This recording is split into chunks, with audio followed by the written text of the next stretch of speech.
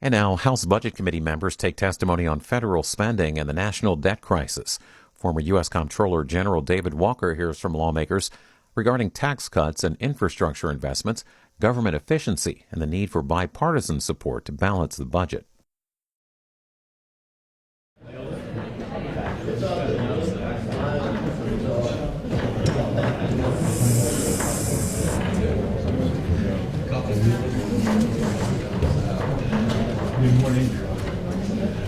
Okay, if our special guests will have their seats, our witnesses. The hearing will come to order. Welcome to the Committee on the Budget and our hearing on what I'm calling, I'm going to change the title up, Unconventional Strategies and Bold Solutions to Restoring Budgetary Discipline and Strengthening our Financial Health and restoring the fiscal health of our nation, which is in rapid decline. I'd like to welcome our panel of expert witnesses and friends, the Honorable David Walker, the 7th Comptroller General of the United States from 1998 to 2008, Mr. Kurt Couchman, a Senior Fellow in Fiscal Policy for Americans for Prosperity, Ms. Romina Bacha, is that how you say it, Bacha? Romina, good to see you. She's Director of Budget and Entitlement Policy at the Cato Institute, and Dr. Douglas Elmendorf. Dr. Elmendorf, welcome. He's a professor of public policy at the Harvard Kennedy School of Government and the Director of Congressional Budget Office from January 2009 through March of 2015. Again, thank you all for being here. Before we get into the meat and potatoes of the agenda, would like to recognize our colleagues who have served with us over the last Congress who will be retiring. That's Representative Michael Burgess, by the way. Keep him in your prayers as he lost his daughter recently. He was the chairman of the Rules Committee and will be going back home to Texas. And Drew Ferguson, one of my best buddies, we're going to miss him. Greg Lopez, who's been an outstanding new member. I think the only guy that's read the 1974 Budget Act multiple times and quotes it. That will be missed, Greg. Earl Blumenauer. Mr. Blumenauer is not here. I was going to tell him that my last conversation with GT Thompson, our ag chairman, was about farm program reforms, and I've been dogged about that because I've heard him say, if you're going to reform SNAP, put safeguards for against abuses there, you better do it for that farmers too, because it happens there. And you know what? It's changed how I've operated and for the better for our country, and I'm grateful to Mr. Blumenauer. Plus, I have his office now, so I have to be nice to him. Dan Kildee, what a great guy. We've done some good things together on Ways and Means. Miss Barbara Lee, got to travel to Africa with her. She's a wonderful member, will be missed. Jennifer Wexton, a profile encouraged, no doubt. And then Mr. David Trone, grateful for your service, each and every one of you, and we'll miss you a great deal. Let's give it up for our members who are.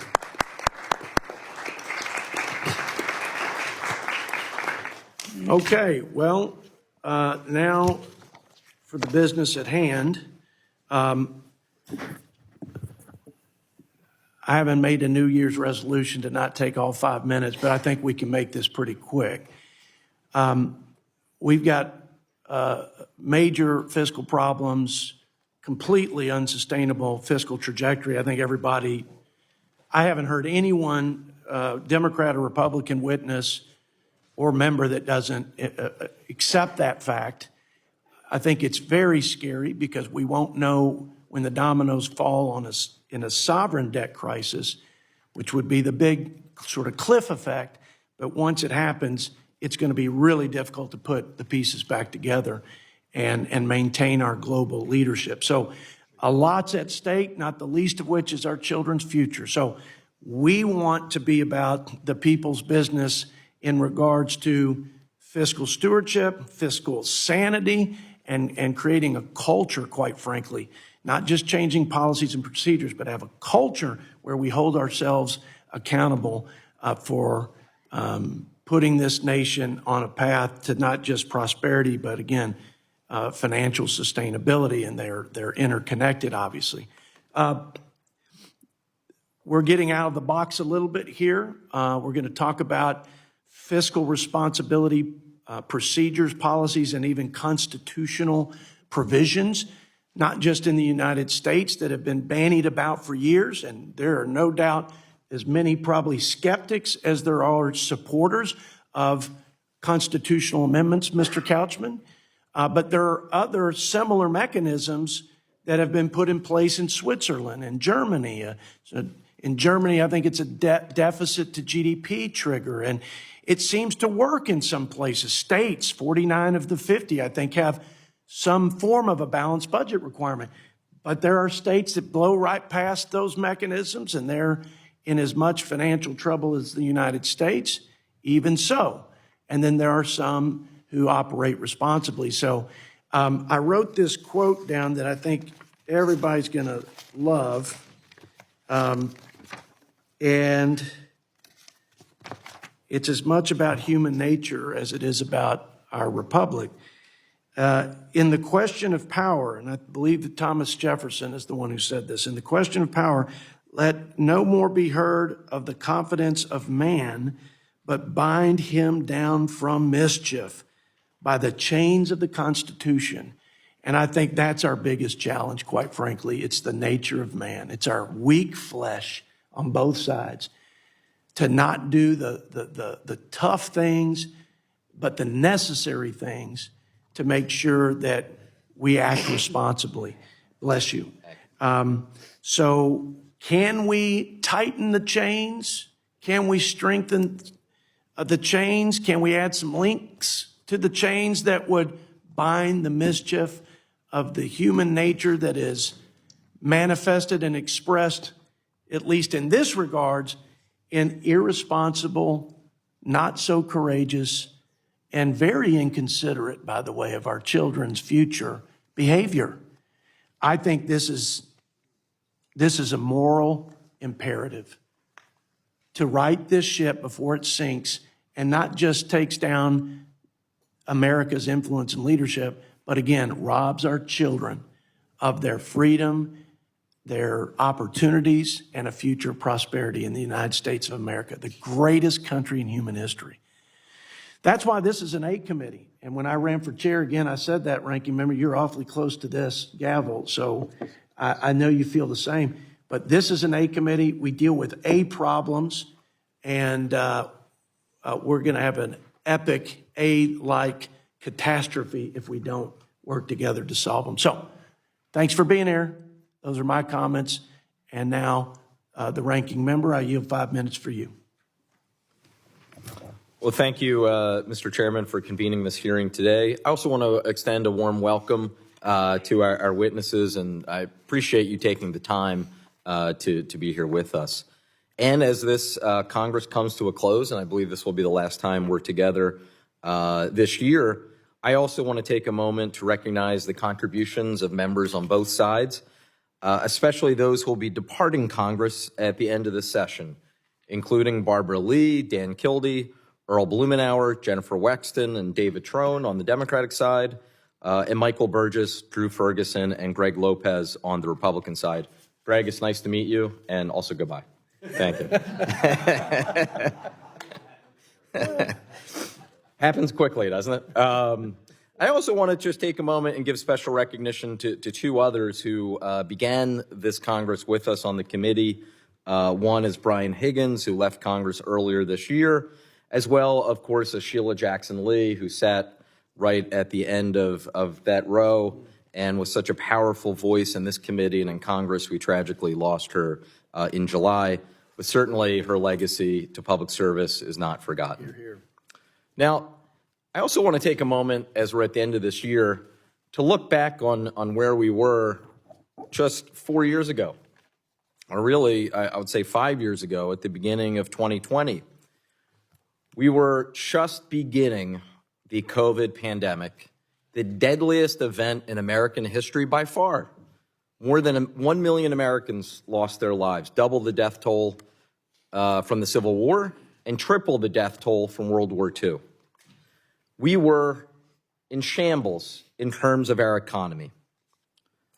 We were flat on our back with millions of Americans out of work, and economists were predicting high unemployment for years to come. Some were even predicting high inflation for the rest of the decade. But thanks to our policies, our economy has staged the world's leading recovery. Since 2021, we have created more than 16 million jobs. That is 7 million more jobs than the pre-COVID peak, which was in February 2020, right before the pandemic began. So we've recovered all of the jobs lost through the pandemic and added 7 million more on top of that.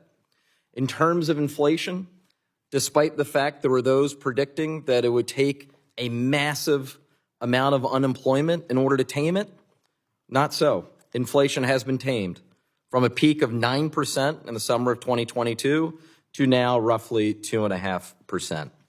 And in terms of our economic growth, it was 2.5% last year. Remember, there were some Wall Street firms, one of which even predicted, quote, a 100% chance of a recession. Well, they were 100% wrong. Now, we know that there's still work to be done. There are still many American families that are dealing with the economic ramifications from the pandemic and the inflation that came with it. So we still, to be clear, have work to do. But it is worth reflecting and taking a moment that there is not a country on earth that wouldn't trade places with our economy in a heartbeat if they had the opportunity to do so. Now, looking beyond just the next year and the next couple years, we do have, as we have both talked about, Mr. Chairman, in this committee a number of times, we do have some long-term structural issues that demand our attention.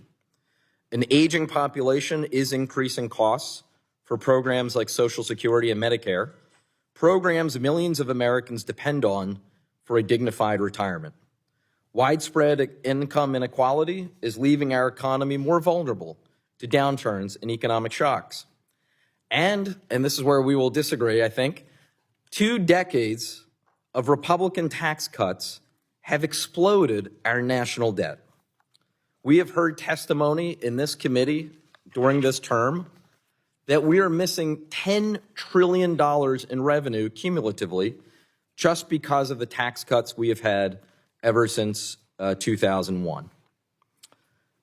I don't think the response to those long-term structural issues and our rising national debt is to compound those issues with a new $4.6 trillion in debt because of extending the tax cuts in the TCJA for another decade. Unfortunately, that is what some are proposing. If we really want to get serious about dealing with our long-term structural challenges and dealing with our national debt, the very last thing we should do is add $4.6 trillion to our national debt. And that's not my figure. That is exactly the CBO estimate on what the extension of the TCJA tax cuts would cost. So I look forward to this hearing. I see I'm already half a minute over my time.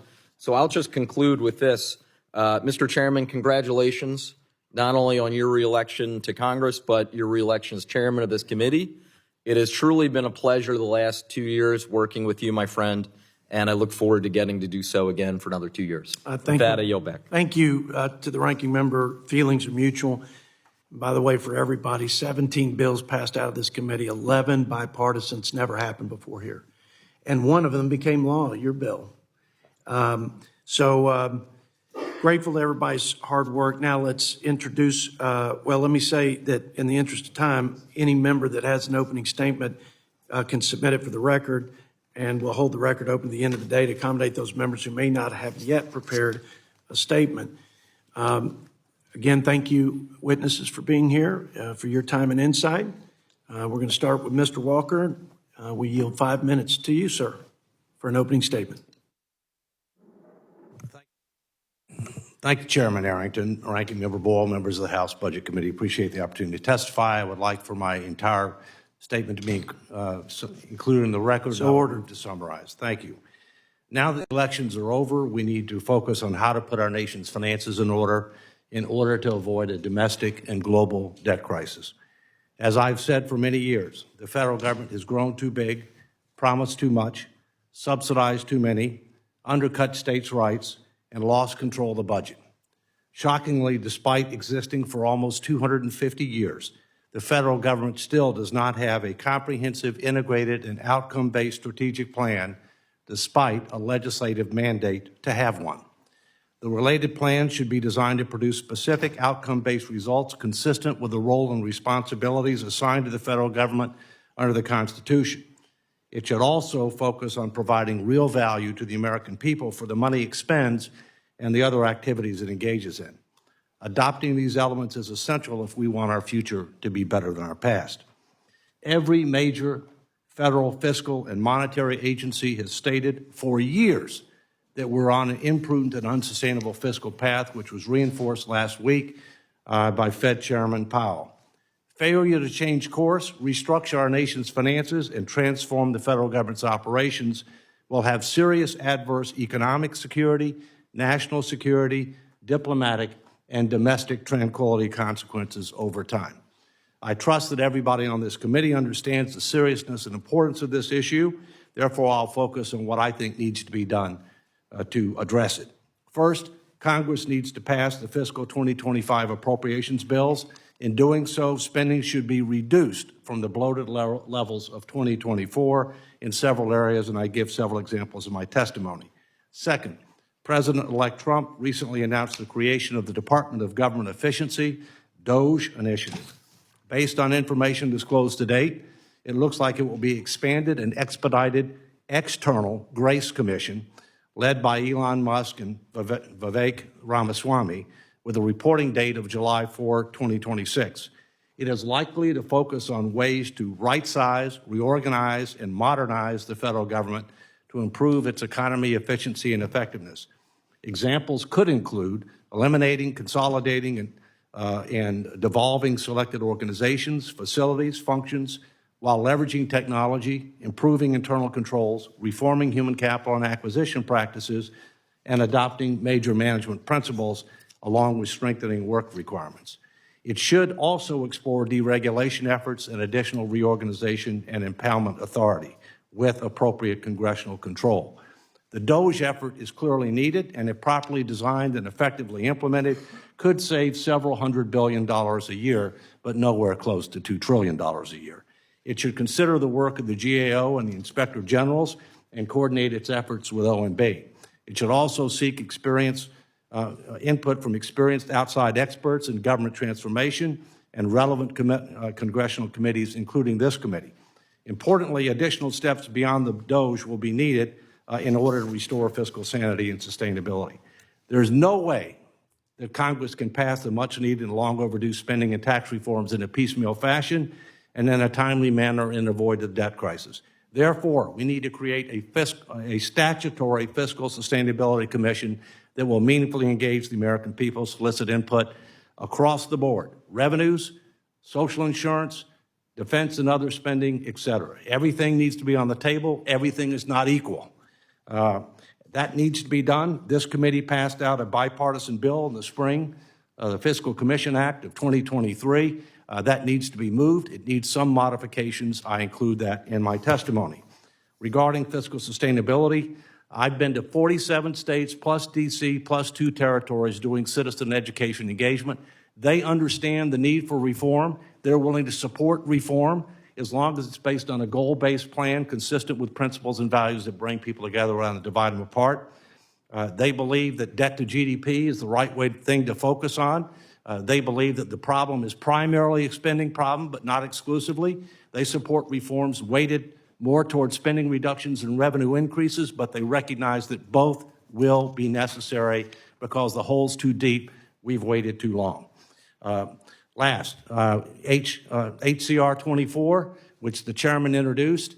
The Congress has been delinquent since 1979 in calling a convention of states to propose a fiscal responsibility amendment, despite an express, enumerated, non-discretionary ministerial responsibility under Article 5 of the Constitution. Mr. Chairman, I'd like to insert several things into the record that provide support for this. I'd also like to acknowledge Bruce Lee, who's here, who's the Executive Director of the Phoenix Correspondence Commission.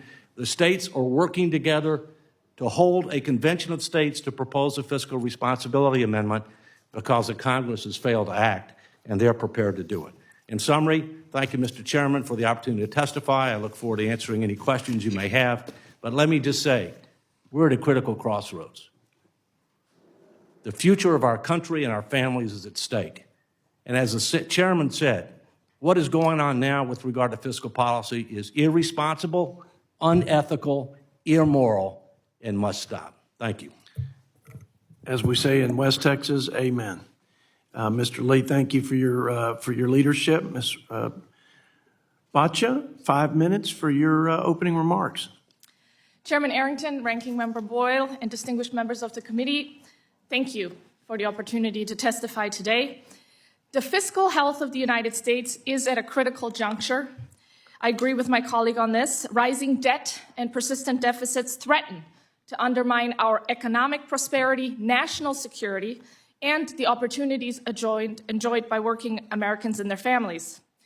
Without significant reforms, we risk a severe fiscal crisis that could diminish America's economic leadership and undermine our national security. There is still hope.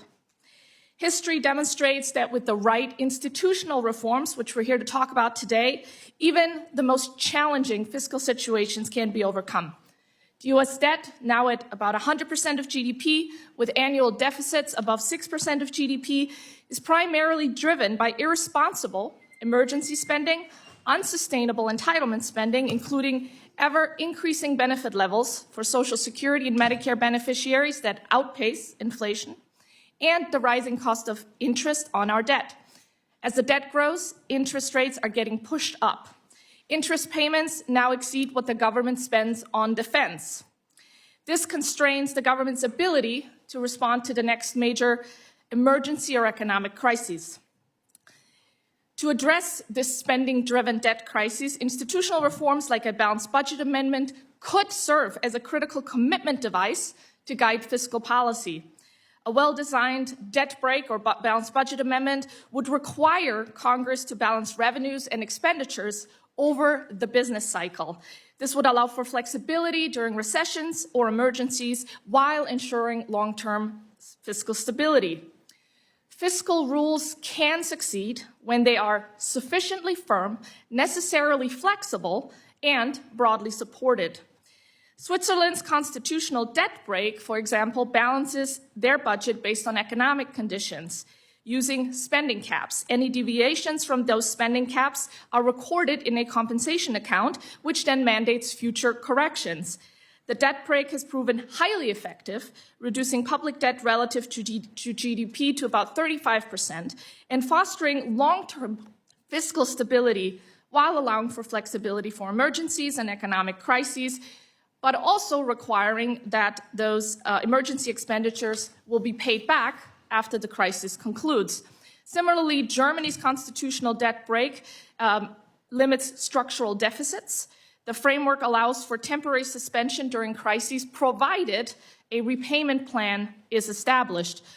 There's oversight by an independent stability council to ensure accountability.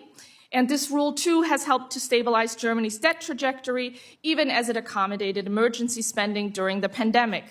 Lastly, in Sweden, they adopted a fiscal framework in the 1990s that has 3 key pillars: a surplus target over the business cycle, multi-year spending caps, and a debt anchor or debt stabilization target.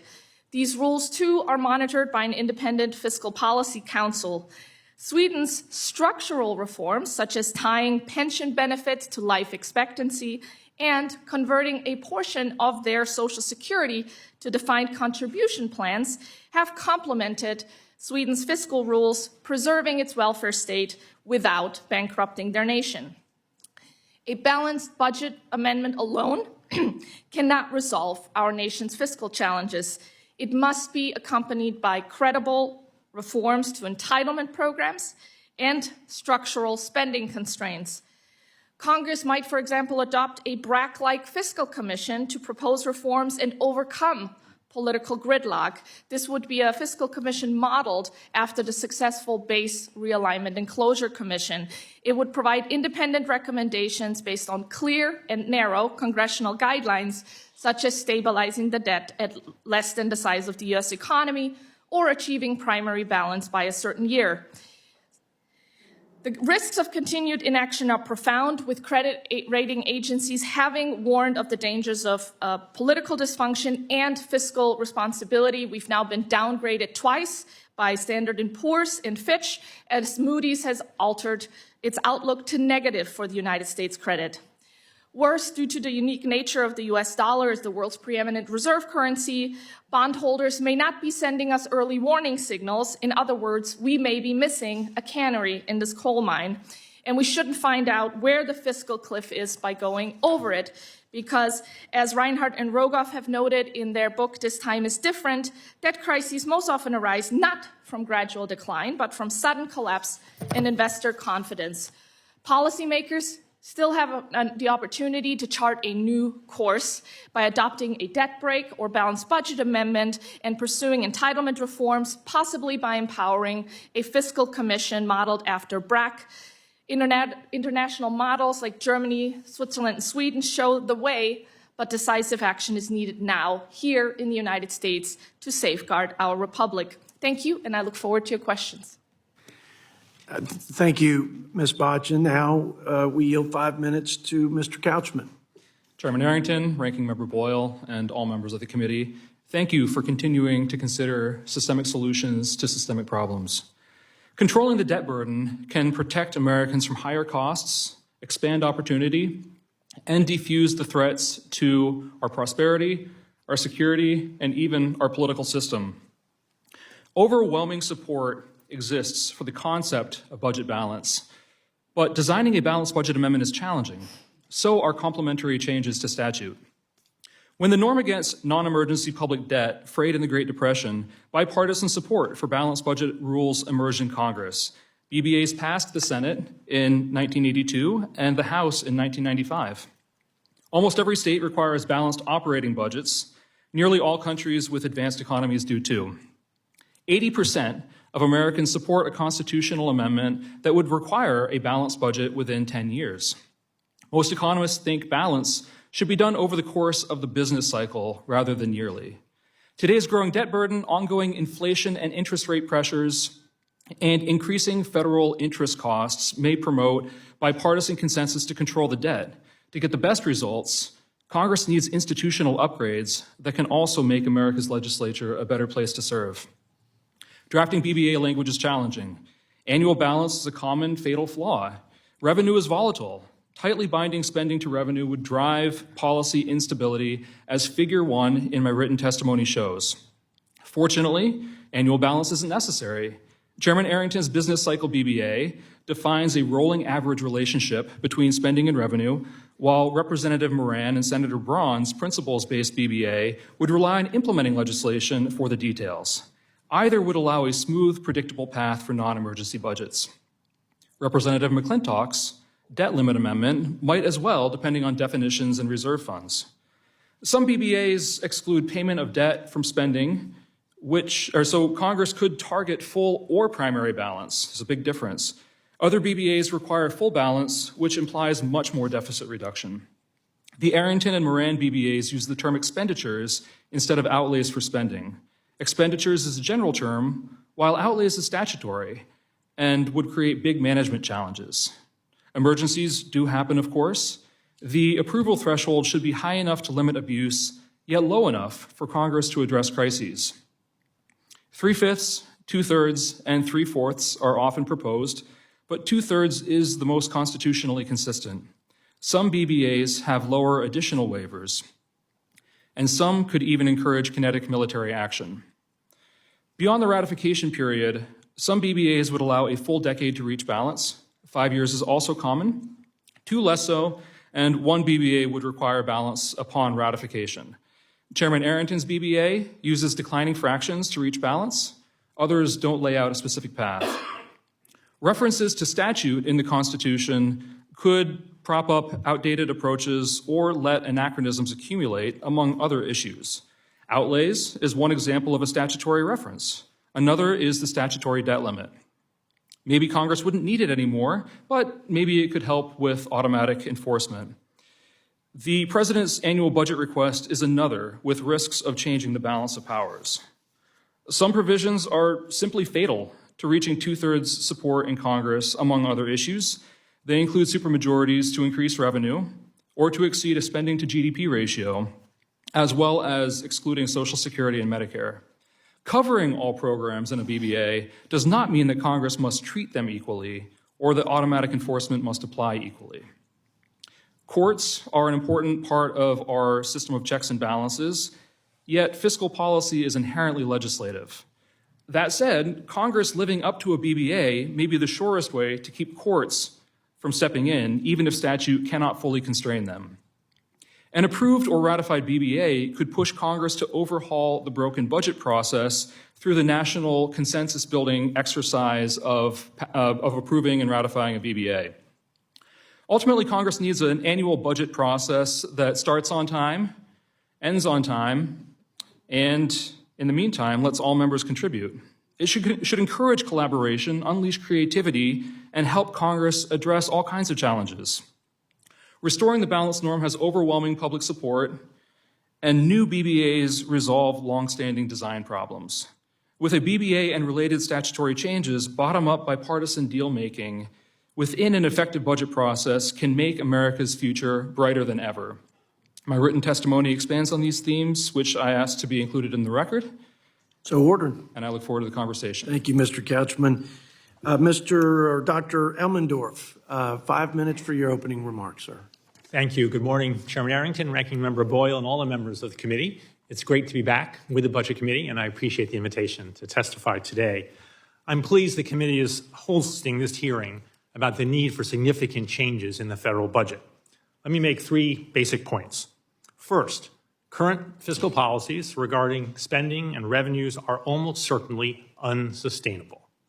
Federal debt is now roughly equal to the nation's annual output, or gross domestic product, as you can see in this too familiar picture. That is nearly the highest level in our history and almost 3 times the level in 2007 before the global financial crisis. More importantly, the Congressional Budget Office's projections based on current law show debt rising continuously relative to GDP in the years ahead. As debt rises, interest rates will rise, so interest payments by the federal government would rise continuously as well. Those trends cannot, in fact, continue indefinitely. Therefore, policies will need to be changed. My second point is that we are not in a fiscal crisis now, and changes do not need to be made urgently, but acting sooner rather than later would be valuable and prudent. A key sign of a fiscal crisis would be interest rates rising well above their typical levels. We have not seen that. As this picture shows, even with the increase in interest rates over the past few years, the yield on the 10-year Treasury note, a benchmark for this kind of analysis, remains lower now than almost any time between 1990 and 2007. So we are not in a crisis now. Nonetheless, delaying action has significant costs. The accumulation of debt crowds out capital investment, which holds down wages and pushes up interest rates relative to what would happen otherwise. The accumulation of debt also limits the government's ability to borrow when truly needed to respond to problems in the future.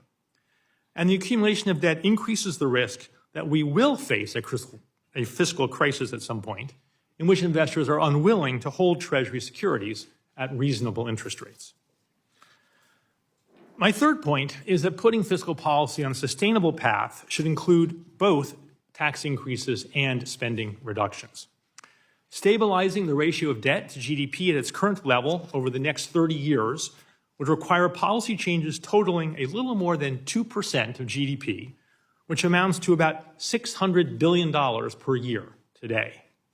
If all the expiring provisions of the 2017 tax cut were extended with no pay-fors, the fiscal hole would be that much deeper.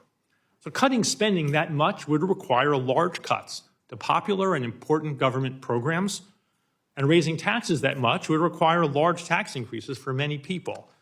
So the only realistic way forward is through a combination of those changes. Recall, as shown in this picture, that nearly half of all federal spending goes to Social Security, Medicare, and interest payments on the debt. Few members of Congress have called for cutting spending in those areas. In addition, many members seem to want more spending on defense and border security rather than less. Some have proposed cutting Medicaid, but I hope they and you realize that Medicaid covers almost half of all nursing home bills in this country, and that Medicaid benefits for children not only help those kids now, but also boost their earnings and tax payments when they grow up. Cutting federal spending on infrastructure and research would hinder economic progress. Cutting benefits for lower and middle-income Americans would hurt those who have been struggling the most in the economy. I'm not arguing that spending cannot be cut. I'm simply reminding us that cutting spending efficiently and fairly is difficult. Meanwhile, of course, most people do not want to pay more taxes, and taxes can discourage work, saving, and investment, which also hinders economic progress. So raising taxes efficiently and fairly is difficult too. But I want to point out that federal tax revenue this year is estimated by CBO to be 17.0% of GDP, which happens to be exactly the same percentage as in 1962, the year I was born, and when far fewer Americans were collecting Social Security and Medicare benefits than are doing so today. All told, these considerations show why the only realistic way forward is to both cut spending and increase taxes relative to what would happen under current law. Let me close by thanking you for your commitment and hard work to managing the federal budget in a prudent manner on behalf of all Americans. I look forward to your questions. Thank you, Dr. Elmendorf, for your remarks. Pardon me. I yield myself 5 minutes for our question and answering session. I wish I had all day with you. Mr. Walker, my friend, you've been working on this issue as longer than anyone, and you've got a good, I think, pulse on the mix of things that have to happen. So I put tremendous confidence in your counsel. But this, you are the one that sort of revealed to me that, and shockingly so for me, I mean, just profoundly shocking, that there was a time when our nation, our free and sovereign states, recognized or expressed such great concern about a runaway federal government that there was the requisite number of states, Scott, that applied for a convention of the states to rein us in with some set of controls. Not all of them were fiscal, but the majority of them were. Explain what happened next. So we had the requisite number of states. What's supposed to happen that didn't happen, and what do we need to do to make sure that that grievous error never happens again? Thank you, Mr. Chairman. The founders were very smart people. They envisioned that Congress might become so out of touch and so out of control, or that there could be certain issues where there was a fundamental conflict of interest, controlling spending, mounting debt burdens, term limits, campaign finance, that they provided that the states should have an equal opportunity to be able to propose constitutional amendments under Article 5 of the Constitution. Under Article 5, it says that if 2/3 of the states, at present 34, file an application for a convention of states to propose one or more amendments, then the Congress shall, non-discretionary, automatic, no independent judgment, call the convention.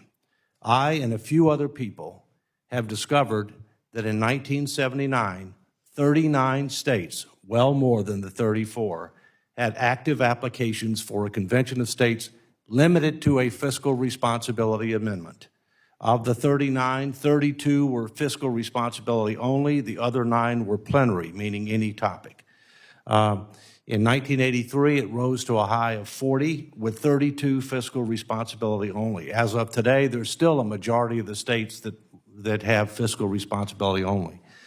The Congress has been derelict since 1979. It's my understanding nobody here was in Congress in 1979, so you can blame your predecessors, okay? But the fact of the matter is that this is critically important. Congress has not assigned responsibility for anybody to receive, store, and count the applications, not just for fiscal responsibility, but for anything. And I'm here to tell you that several states are now planning to sue the Congress for failure to call a convention of states to propose a fiscal responsibility amendment.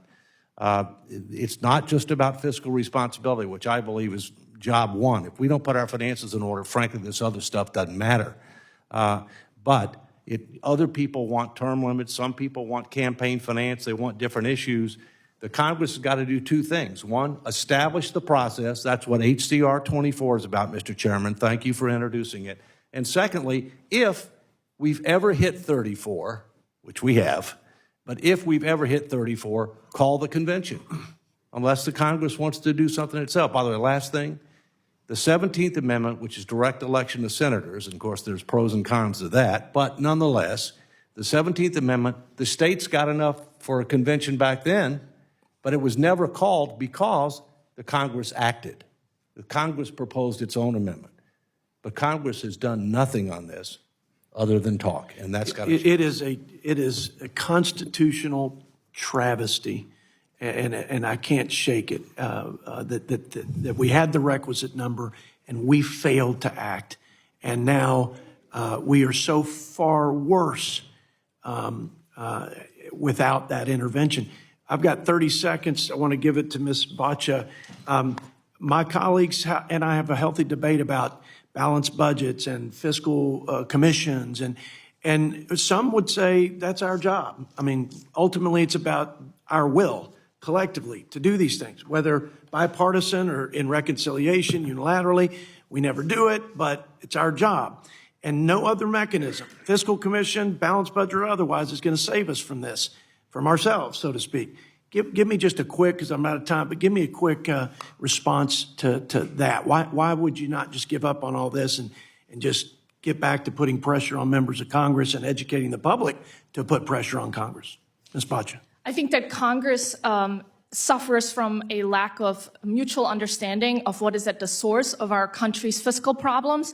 And I think that's where we need to start, is to send the same message that we understand that this is a spending-driven debt crisis and that it's the entitlement programs, which, as the Treasury reports annually in the Federal Financial Report of the United States government has shown, Medicare and Social Security are responsible for more than 100% of our long-term unfunded obligations. So continuing to ignore the elephant in the room is not helping. And I do believe that a fiscal commission, as I know you've supported the Fiscal Commission Act, could help Congress get to that shared understanding and then adopt a credible fiscal commitment to demonstrate to financial markets and the American public that we're serious about tackling this problem before a fiscal crisis topples our nation. Thank you, Ms. Bacha. To my ranking member, 5 minutes or so. Thank you. Thank you, Mr. Chairman. Dean Elmendorf, following up on that last comment, does Social Security add one dime to our national debt? So thank you, Congressman Boyle, former Dean Elmendorf, thankfully. Former dean of my alma mater, the Kennedy School, and former CBO director. So I think you have a great perspective to answer that question.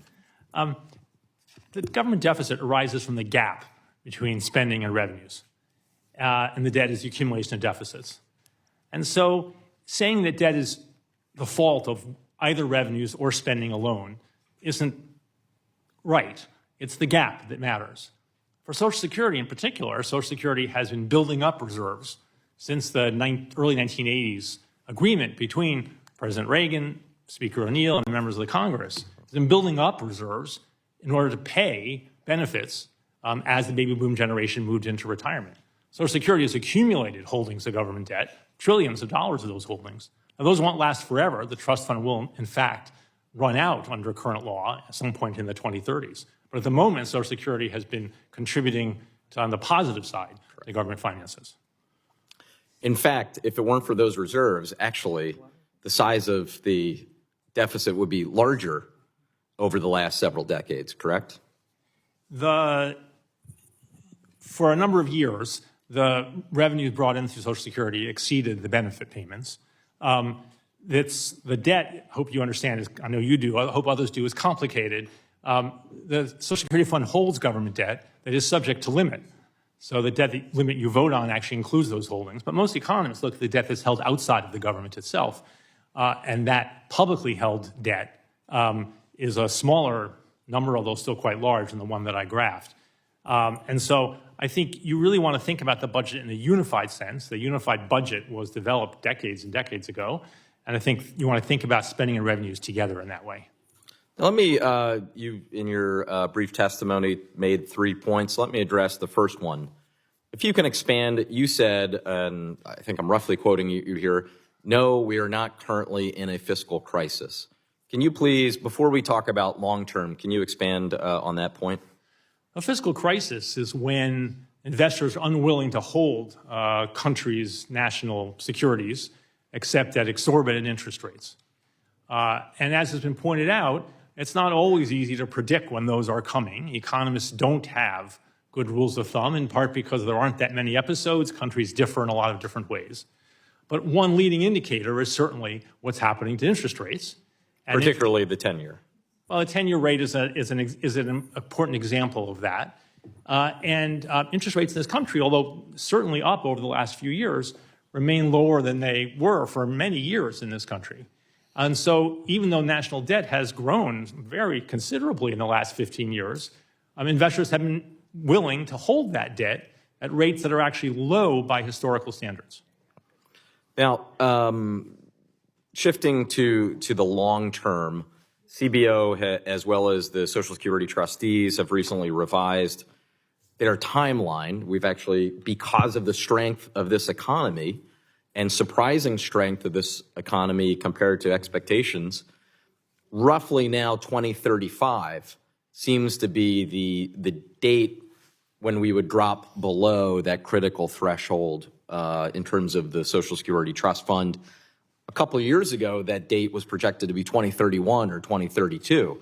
So we have actually, we should cheer, we have had surprising news on the positive side that we actually have more time. But as the chairman might remember, I have said before, we have good news and bad news.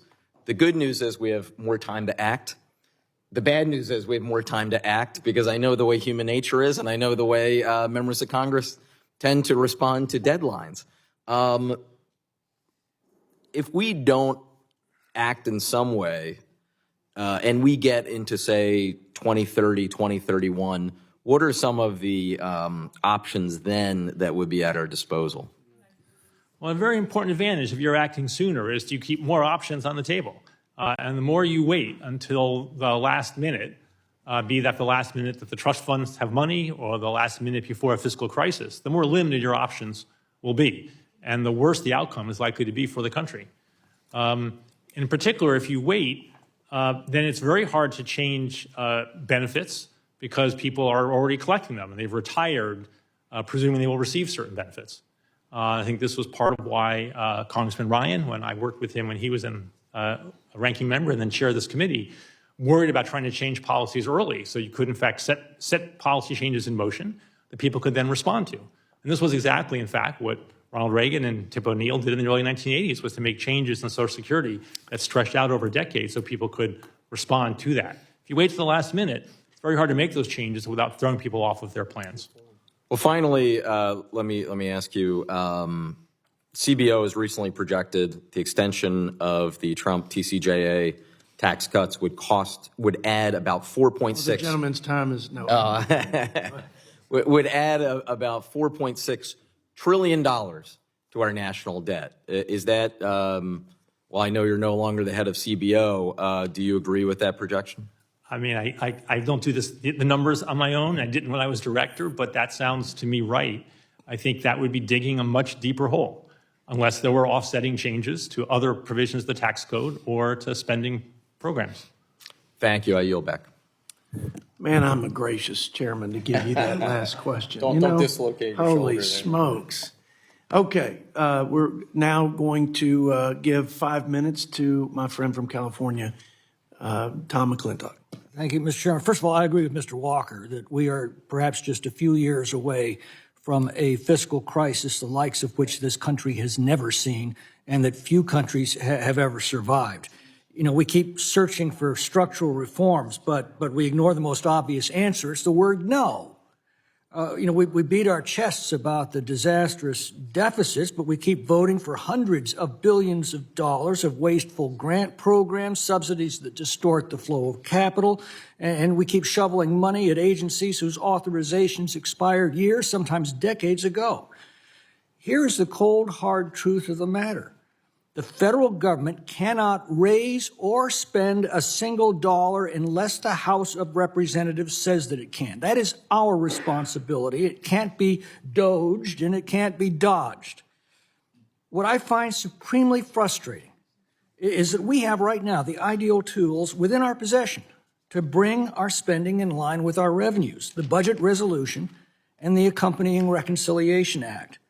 Now, the Republican majority under Newt Gingrich used reconciliation by the book, and the result was 4 balanced budgets in a row that produced one of the greatest waves of prosperity our nation's ever seen. The Republican majority under Paul Ryan, on the other hand, squandered this authority to chase shiny political objects, repealing Obamacare, then tax reform, and because of the fiscal constraints of reconciliation, Obamacare ended up in this mangled mess that collapsed in the Senate, and the tax cuts had to be made temporary. And we seem to be poised to repeat the same mistakes that got us here, and that would be an immense national tragedy. Instead, we busy ourselves proposing long-term structural reforms. Well, this is akin to an emergency room physician treating a heart attack victim by lecturing him on the virtues of a long-term diet and exercise program. That's only going to matter once you've stopped the heart attack. I believe in a balanced budget amendment. I believe in an amendment giving the president line item veto authority. But I doubt that they can come in time to save our country from insolvency. We can and must do that this year. That means adopting a real budget that sets the lowest spending limits that we can muster and a real reconciliation act to implement those reductions. This budget committee is at the very heart of that process, and it had better rise to the occasion.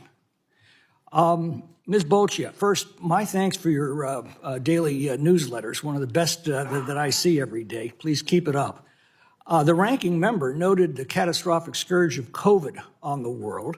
He neglected to mention $3.7 million in NIH grants that funded the Wuhan Institute of Virology, the most likely origin of COVID. And that was just a fraction of the hundreds of billions of dollars of grants that go out to every NGO under the sun every year that are rarely held accountable, or grants that rob one community to pay for local projects in another. It seems to me this committee ought to be looking at every one of these ludicrous expenditures. What's your view? Thank you very much for being a loyal reader of the Debt Dispatch.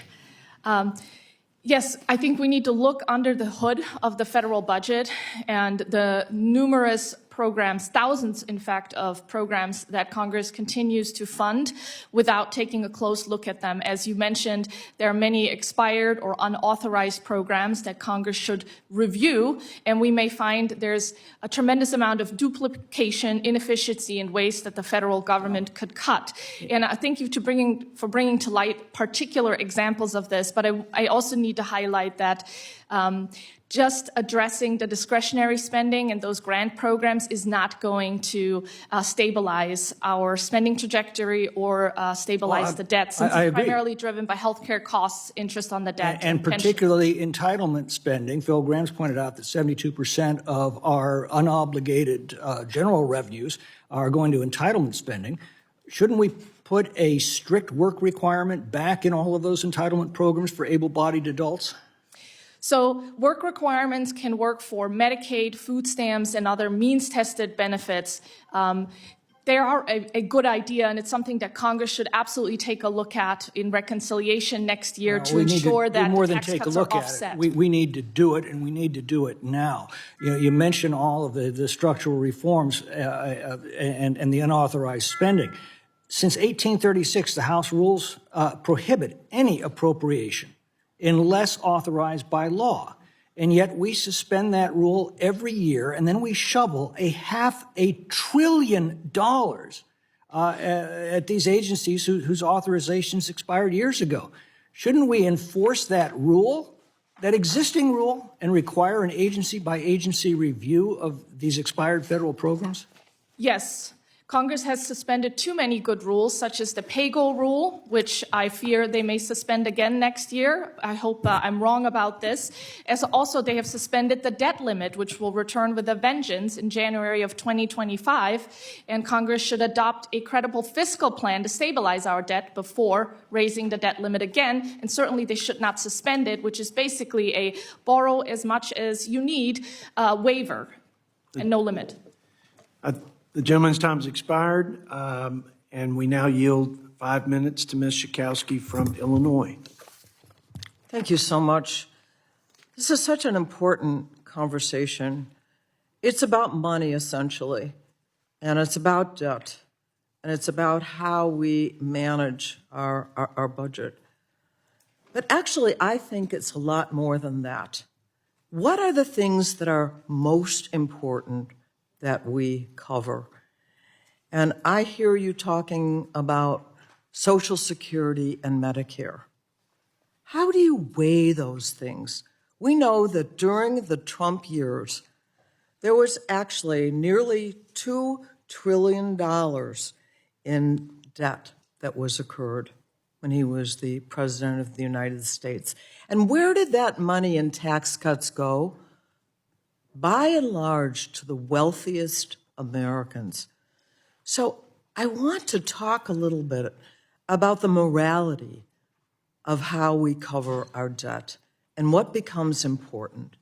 And the very idea that Obamacare, for example, is a bad idea because it's too expensive. And yet we have so many more people who are now covered with health care. I have certainly received, and I think most members have, from constituents who say, thank God, my child was born with a disease that's going to last his life, and now we can afford that.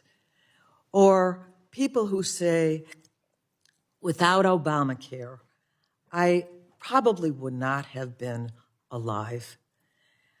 And we now have two, I guess they're trillionaires, who are making decisions about the things that we're going to have in how much money we're going to spend. And among the things that I guess have been suggested is that there being a cut in veterans' health care. Veterans' health care. And also Pell Grants, the money to help students to go to college. So I just want to say this is not just about balancing the budget, about cutting the budget. And I wanted to ask you the question about, yes, doctor, I'm going to call you doctor too,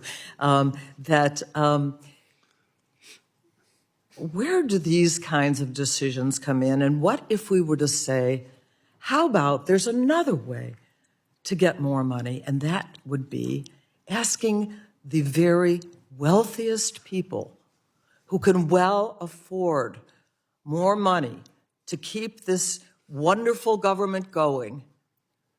What would that be as another way to weigh what is important in terms of balancing our budget? Thank you, Congresswoman. I think you're just right to highlight the distributional consequences of these budget decisions.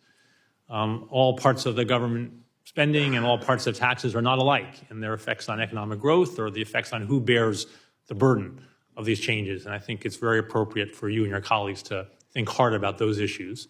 I also agree with you that these government programs that you and others have talked about are a crucial counterweight to a widening of the income distribution that we've seen in this country over the last several decades, and to a decline in income mobility that we've seen in this country over the last several decades. And these programs can make a huge difference, both in the immediate lives of people and in their ability and their children's ability to thrive over time.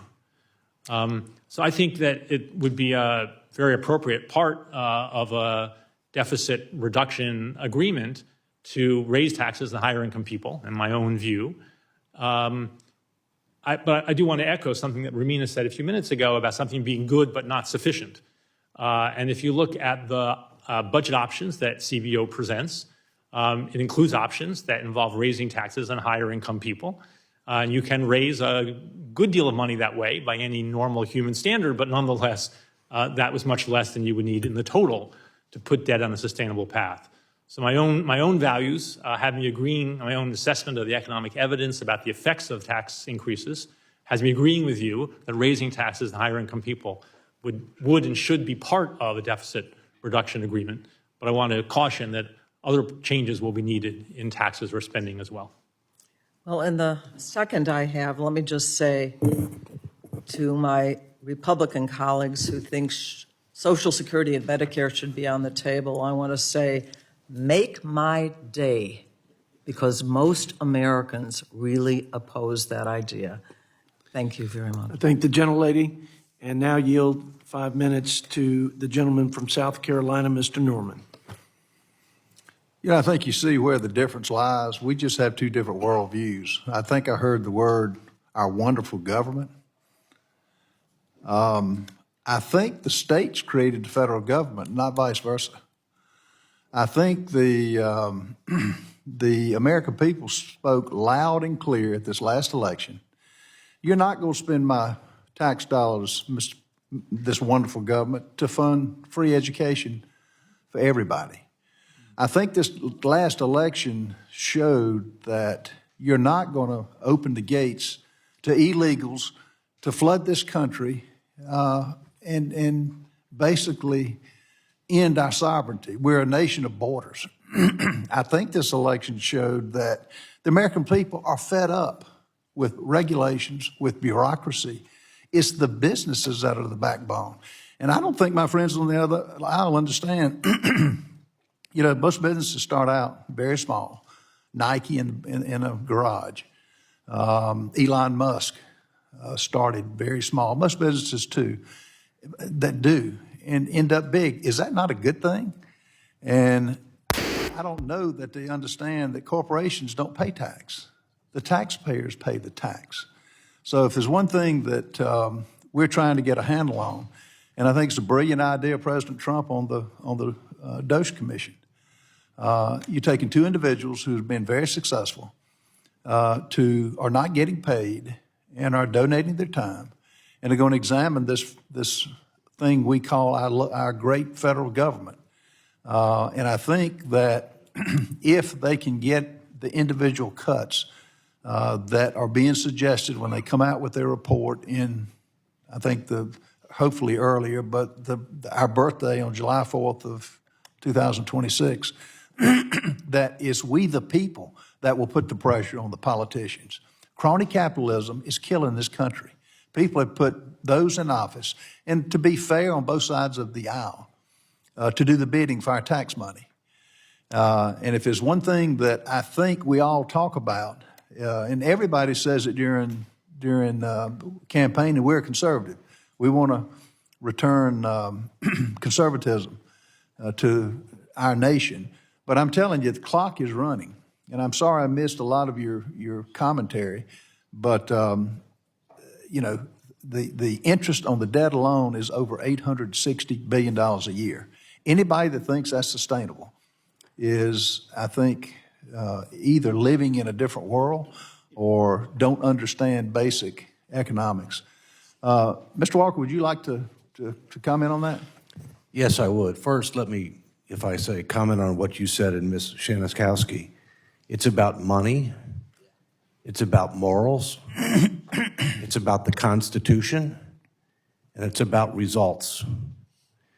We've got problems on all four of those fronts, and we have to address all of those. By the way, Social Security Medicare, I was a trustee of Social Security Medicare. They used to run positive cash flow. Now they're negative cash flow.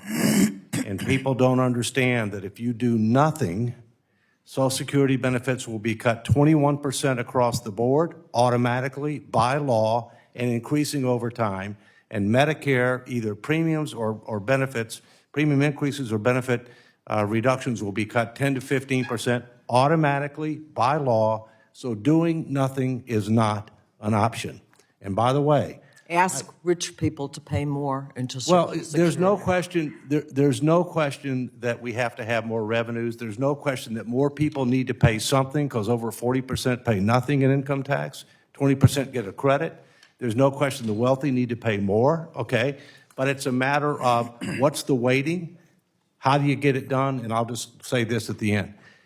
There's no way you're going to make these tough choices without a commission, a statutory commission. The people are way ahead of the politicians. They know you cannot continue on this path. They're willing to accept tough choices. I got 77 to 97% support for Social Security, Medicare, tax, and other reforms. They're way ahead. But you have to put a mechanism in place to set the table, till the ground, set the table for you to take a tough vote. That's got to happen, all right? And last thing is, you got to have a constitutional amendment, because that's the only thing that will bind current and future Congresses and provide discipline over time. Absolutely essential. Thank you, sir. And we've got in South Carolina, we have to balance the budget. Congress should be no different. And it's a reprioritization of money spent.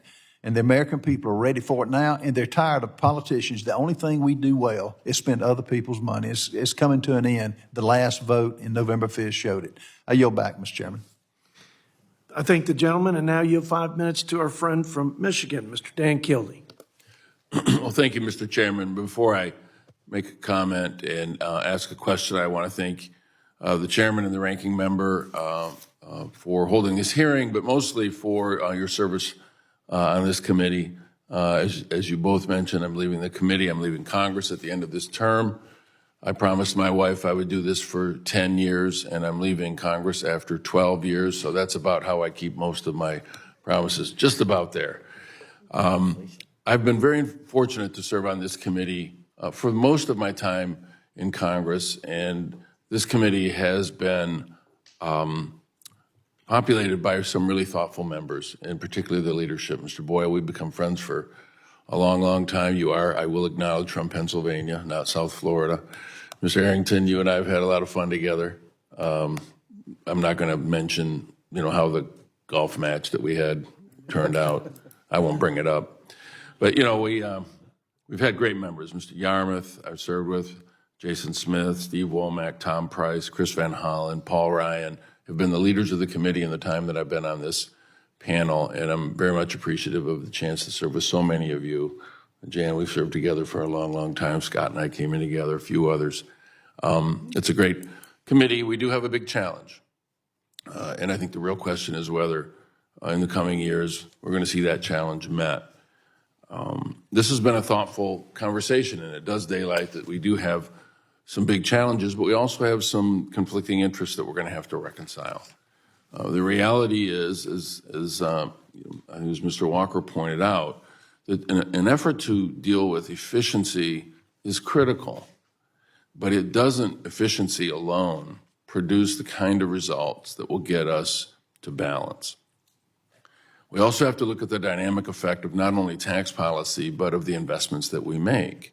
I've often been frustrated by the fact that when you think about some of the spending, we don't think about it in terms of the return on investment that spending might create. For example, I've been, a huge advocate for focus on early childhood education, making sure that those young kids get the best start they can possibly get.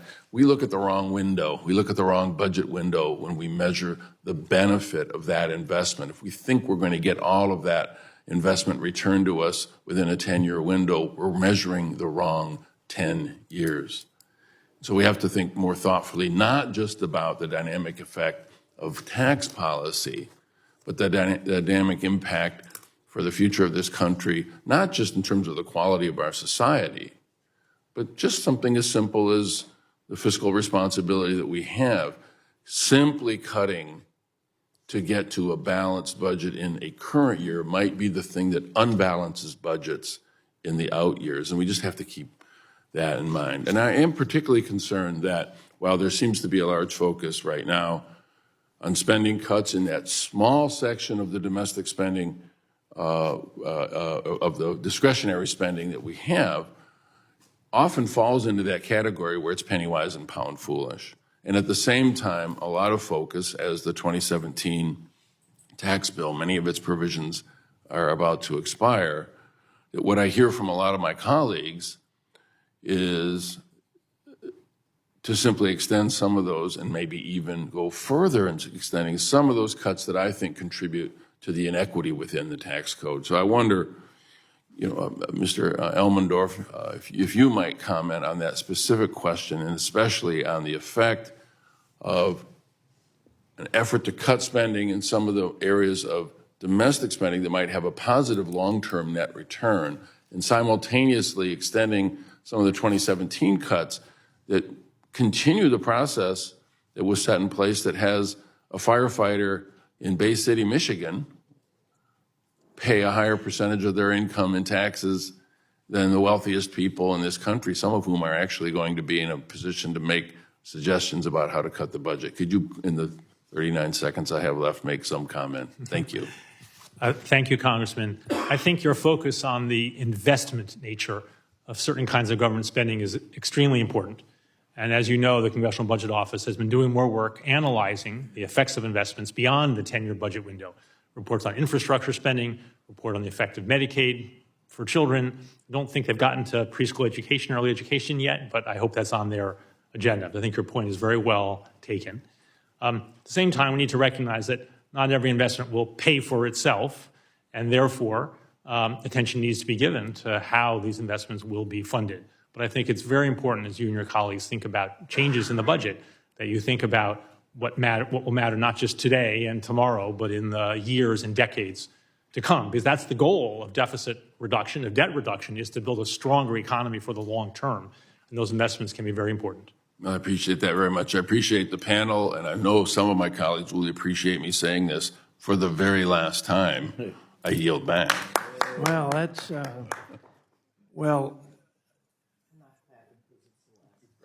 the distinguished gentleman and our friend from Michigan's time has expired, but his legacy hasn't. And your statesmanship will live on in the spirit of how we conduct our business on this committee. Dan, we'll miss you. Now to my friend from the Keystone State, Mr. Lloyd Smucker, for 5 minutes. Thank you, Mr. Chairman. The thing about a sovereign debt crisis is we don't know when that will occur. And you said that, Dr. Elmendorf, you believe we have a little more time, but you also believe that we have a limited time. We already saw a softening of the treasuries earlier this year, which was concerning. We weren't sure that individuals would be willing to continue to buy our treasuries. And of course, when that happens, we'll have a sovereign debt crisis. And to your point on the interest rate, yes, they're low, but we have a lot of short-term treasuries out there that are going to need to be refinanced in the next few years, and investors already are demanding more. So they almost certainly, no matter what we do, will continue to rise. We're already at $1 trillion in debt. We get higher, you begin to get into a cycle where it's going to be very, very hard to get out of it when we have an increasing percentage of our revenue or our expenditures just on interest alone. I do want to get back to Mr. Elmendorf, Dr. Elmendorf. I believe you said revenues today are 17% of GDP. That was true in '62 as well. And you're saying today that is with the current rates in place. Yes. So there's a lot of thoughtful discussion here on both sides of the aisle. I think we have a math problem. We should think of it as such rather than a political problem. And so we should all be working from the same set of facts. And I really appreciate some of the members on the other side of the aisle who see a problem here as well. I think we could solve it right here in this room.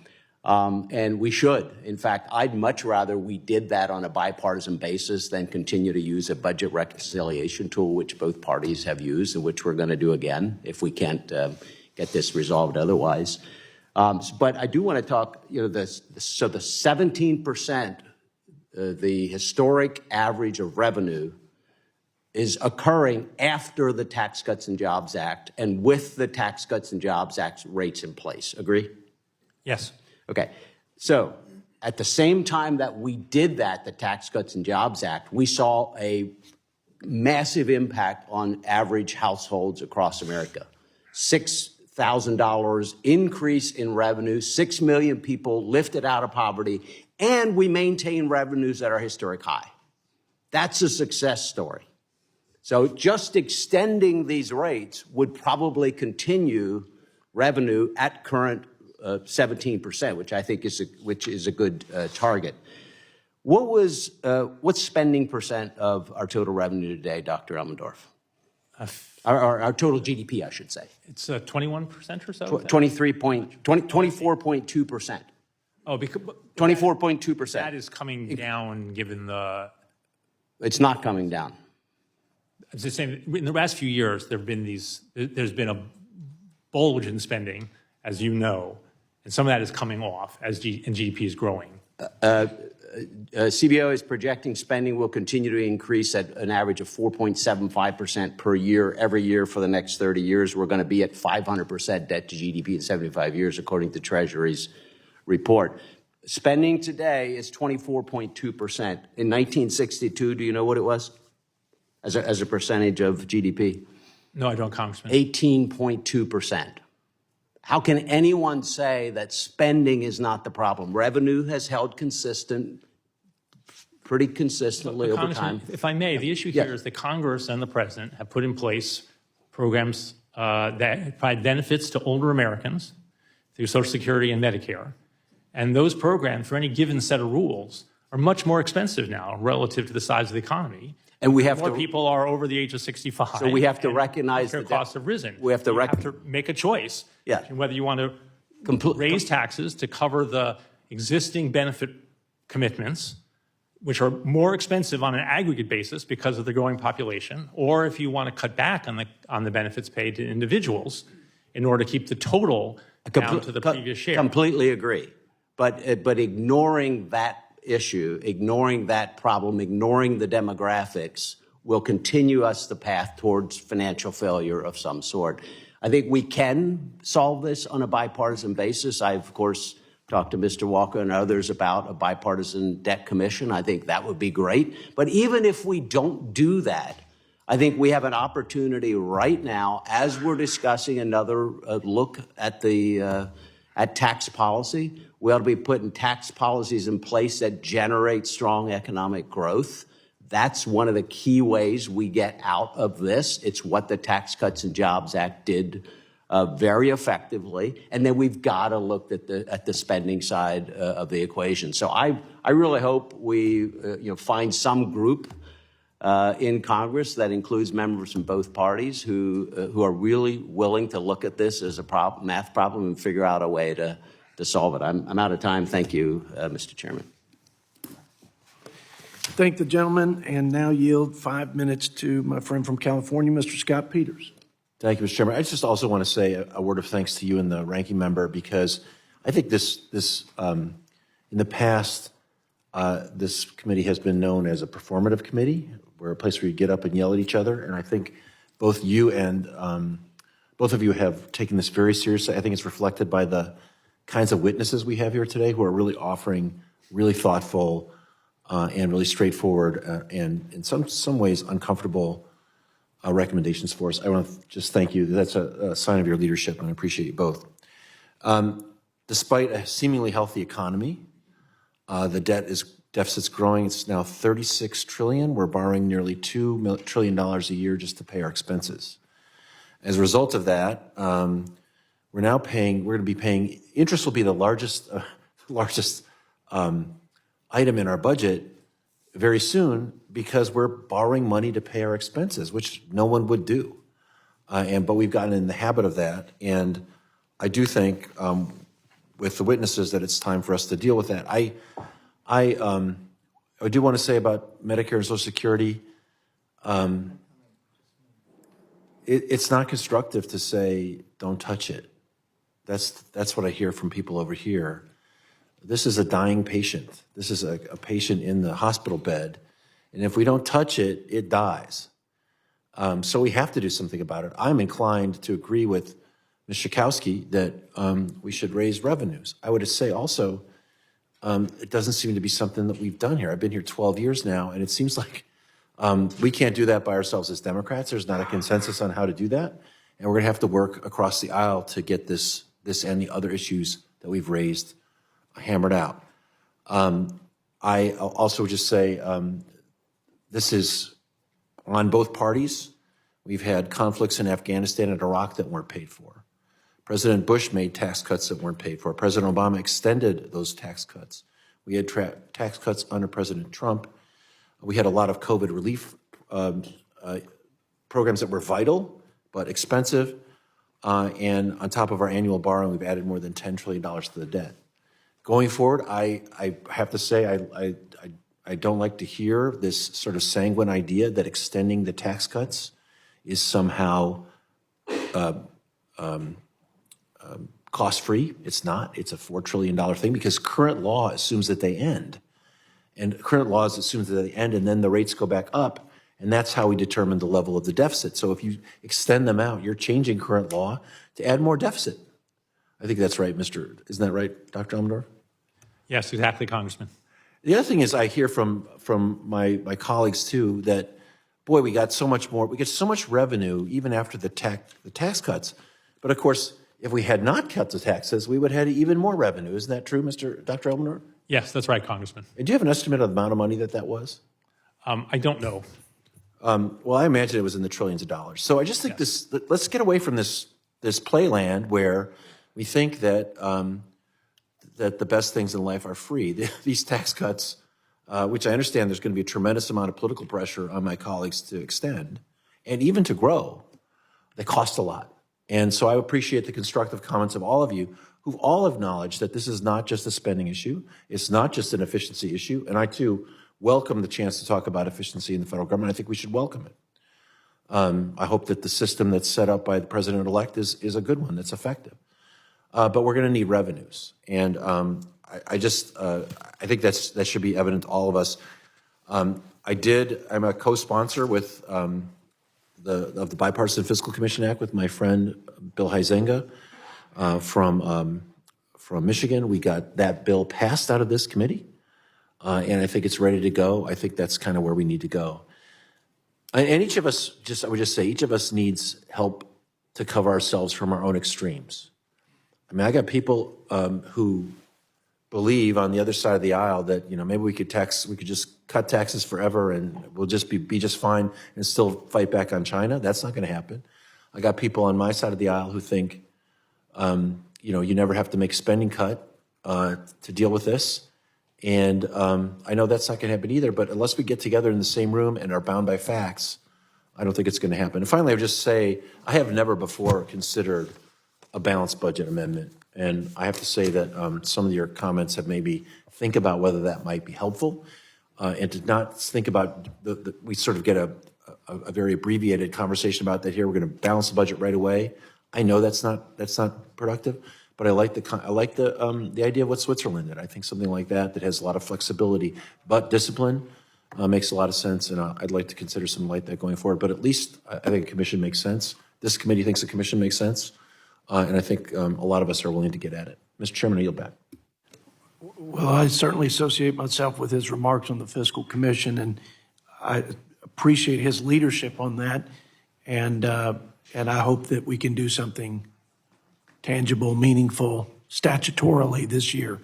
I should say next Congress.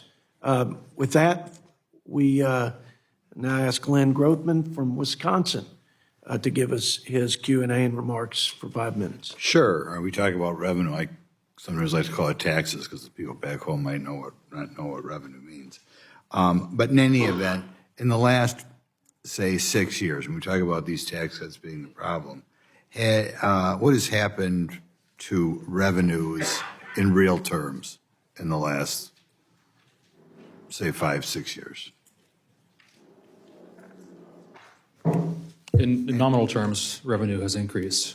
Okay. Do you know about, Mr. Walker, you know about how much? Yeah, I think one of the things that we have to do, we have to focus on what the right metrics are. Things are going to go up in nominal terms because of inflation. Well, that's why I ask in real terms. Right, right. And real is after inflation, so I'm not sure they've gone up after inflation. But the bottom line is this. I think if we focus on as a percentage of GDP, revenues as a percentage of GDP, spending as a percentage of GDP, debt as a percentage of GDP, that's a metric that I think provides a fuller and fairer view of where we are, where we're headed. And the truth is, right now, debt to GDP is too high. It's getting ready to go a lot higher. Secondly, we're taxing at about the same level of GDP as post-World War II average. We're spending well above the post-World War II average, in part because of Medicare and, Medicaid or whatever. And so the bottom line is by definition, revenues are going to go up if the economy grows and if you have inflation. So the real issue is, what is it as a percentage of GDP? And that means the problem is primarily a spending problem, but not solely. Okay. Next comment. I was in one of these meetings the other day, kind of surprised me. Sometimes people say it's apparent people on the other side of the aisle feel we have to raise the tax on the wealthy. Since the last tax cuts, do anyone of you guys know what percent overall of our revenue is coming from the, quote, wealthy? I don't know, Congressman. The CBO does annual analyses of this, but they tend to lag by a few years. So I don't know the most recent years. It's but gone I think, up. Congressman, the issue here is that the share of income accruing to the wealthy has gone up probably over that period. And so as Dave Walker noted, when the economy grows and revenue will grow, and also if more income moves into upper tax brackets, then more revenue will be collected relative to GDP. That's right. That doesn't mean that that's a result of the 2017 Tax Act, nor the gains in jobs that Congressman Walker mentioned. I think a good case can be made that it is, because as people become more productive, the amount of taxes they pay goes up. Mr. Couchman, when I came to Congress in 2015, Congress spent $1.1 trillion in discretionary spending. Last year we spent $1.7 trillion, a 54% increase. And discretionary spending is largely not the type of spending that's going up because people are older, right? You don't have Medicare in there, you don't have Social Security in there. You want to comment on that 54% increase? Yeah, absolutely. And there is an awful lot of wasteful spending in the discretionary accounts. Between those two periods you mentioned, the percent of GDP for discretionary spending is about the same. But that's something that at least Congress looks at on a sustained basis every single year. The rest of the budget, the other 74% of spending and the 100% of revenue doesn't get that same kind of detailed treatment and review and ability to change things. A problem we always have in any government based on elections is politicians are always going to try to buy votes every 2 years. And therefore, I would think the vast majority of governments around the world, if they're in countries based on elections, are going to see the size of their government grow. Ms. Baccia, do you want to comment on what you think are maybe some countries in the Western world in which it pays politicians to increase the spending?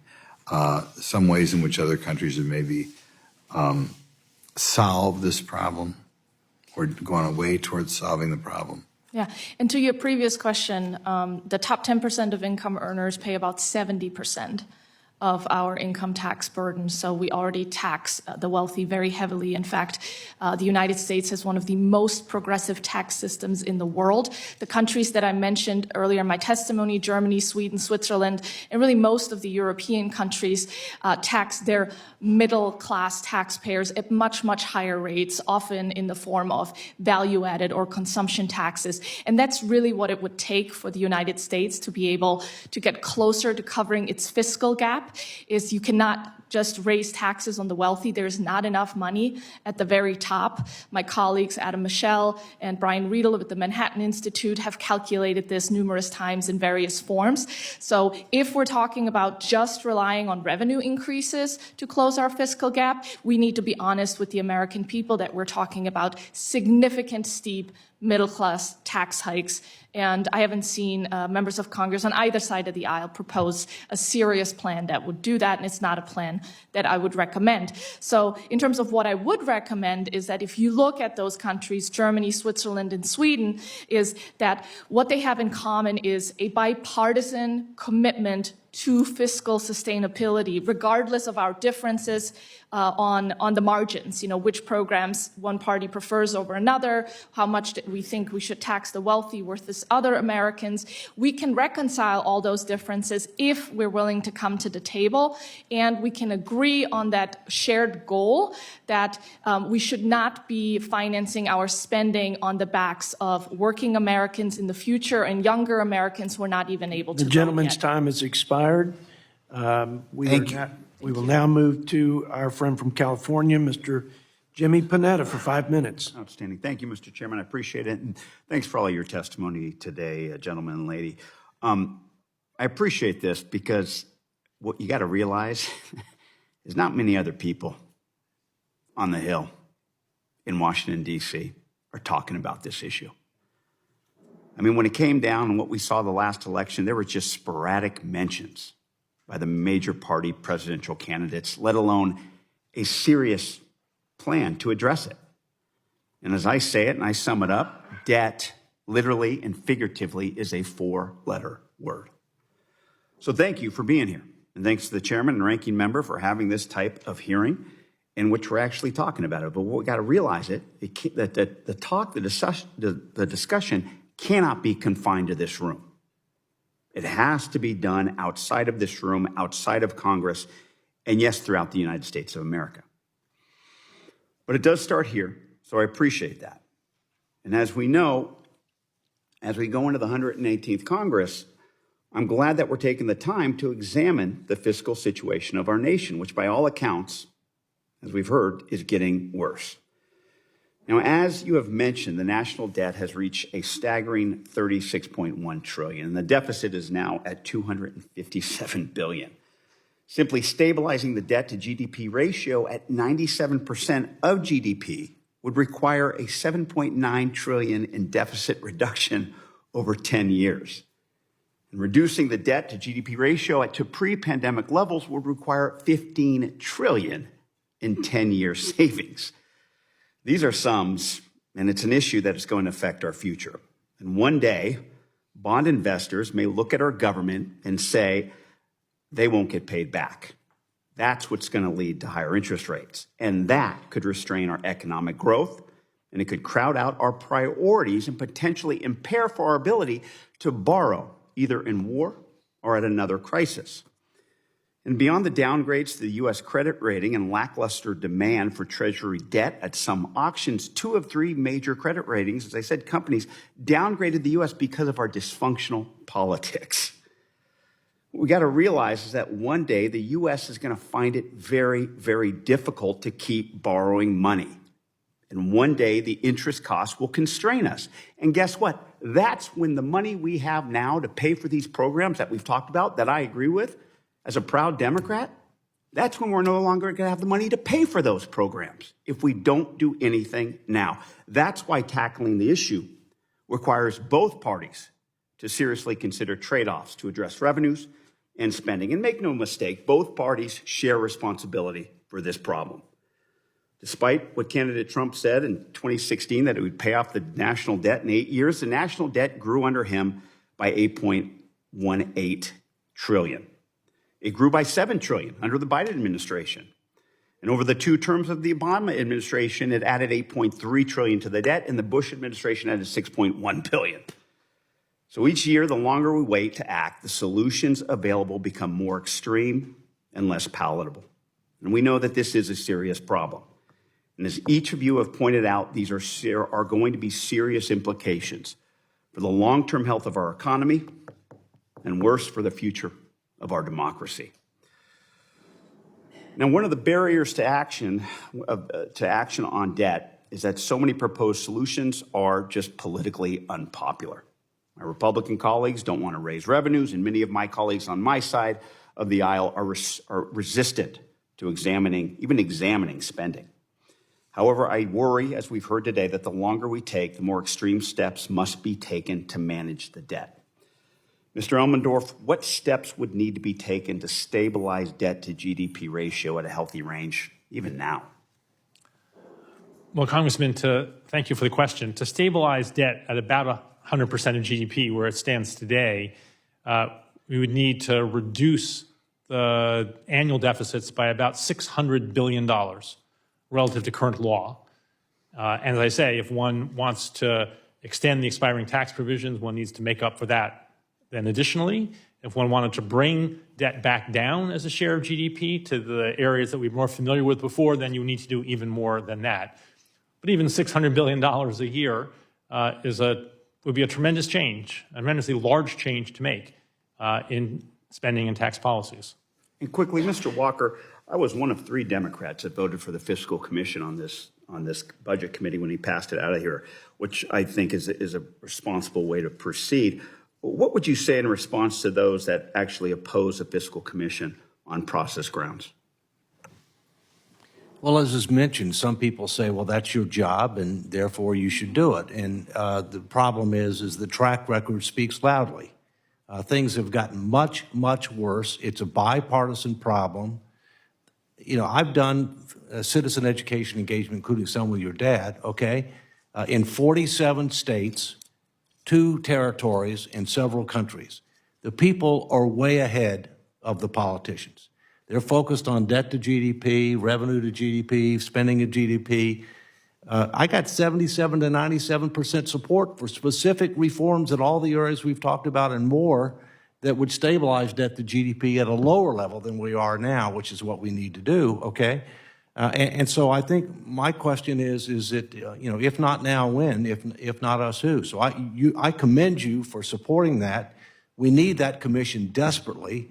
That can help us make much bigger changes than DOGE will ever make, although I support DOGE. But understand this, even if you do that, and you're going to have to do it to make these tough choices with trade-offs. Secondly, you got to have a constitutional amendment to be able to maintain discipline over time.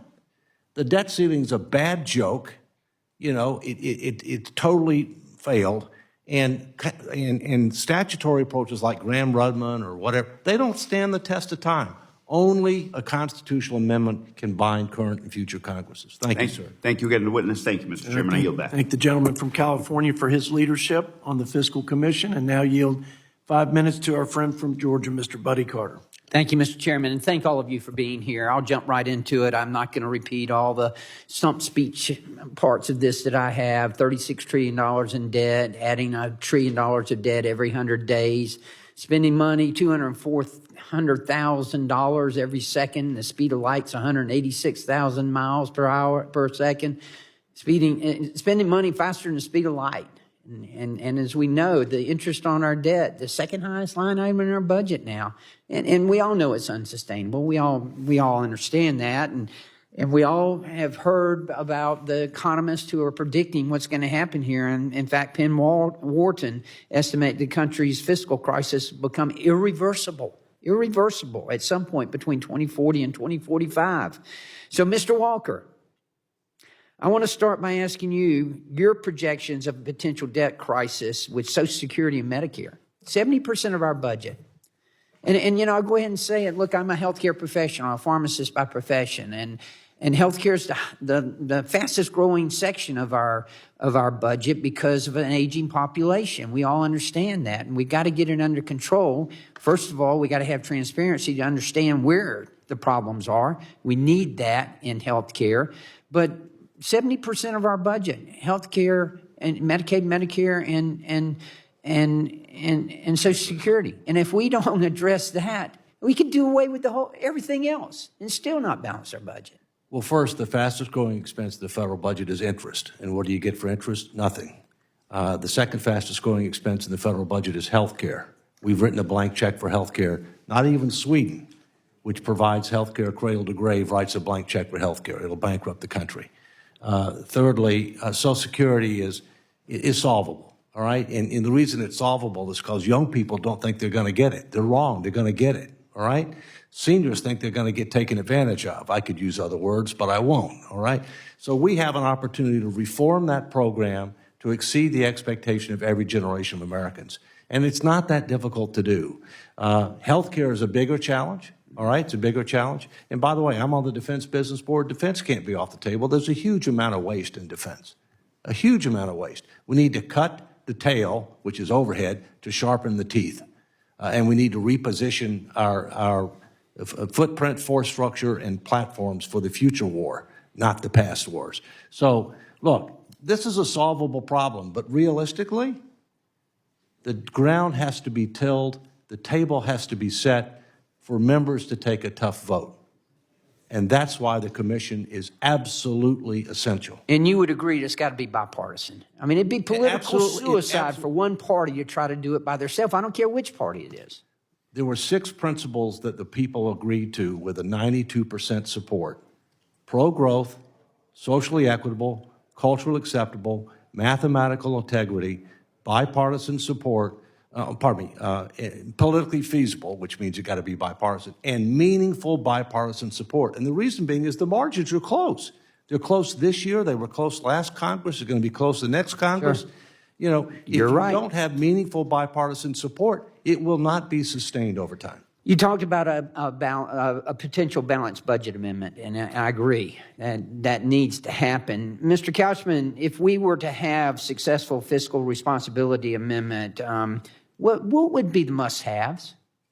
Oh, that's a great question. The most important thing is a provision that restores the norm of balance. That's most of what you get out of a constitutional provision.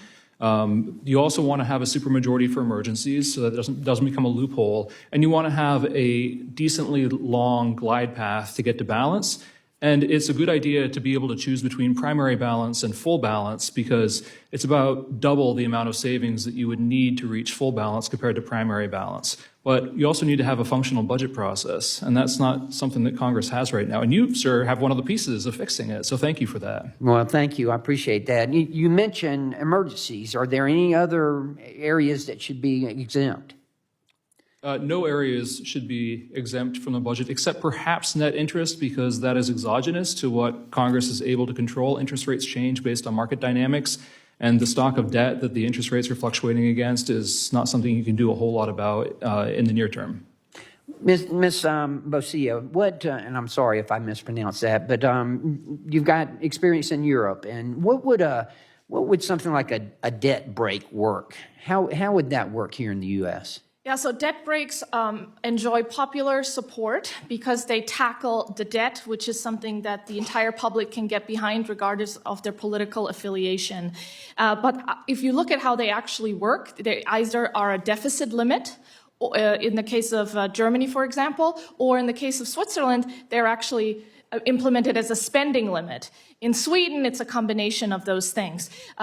I think it's a good approach to target multiple layers there, although you also want things to be very clear. But what's important is also what Kurt shared, is that these debt breaks, they don't try to balance next year, which would cause economic calamity. Because how do you eat an elephant? One bite at a time. Right. Sure. Over time, they lock in that fiscal commitment credibly with popular support and politicians from all parties standing behind that.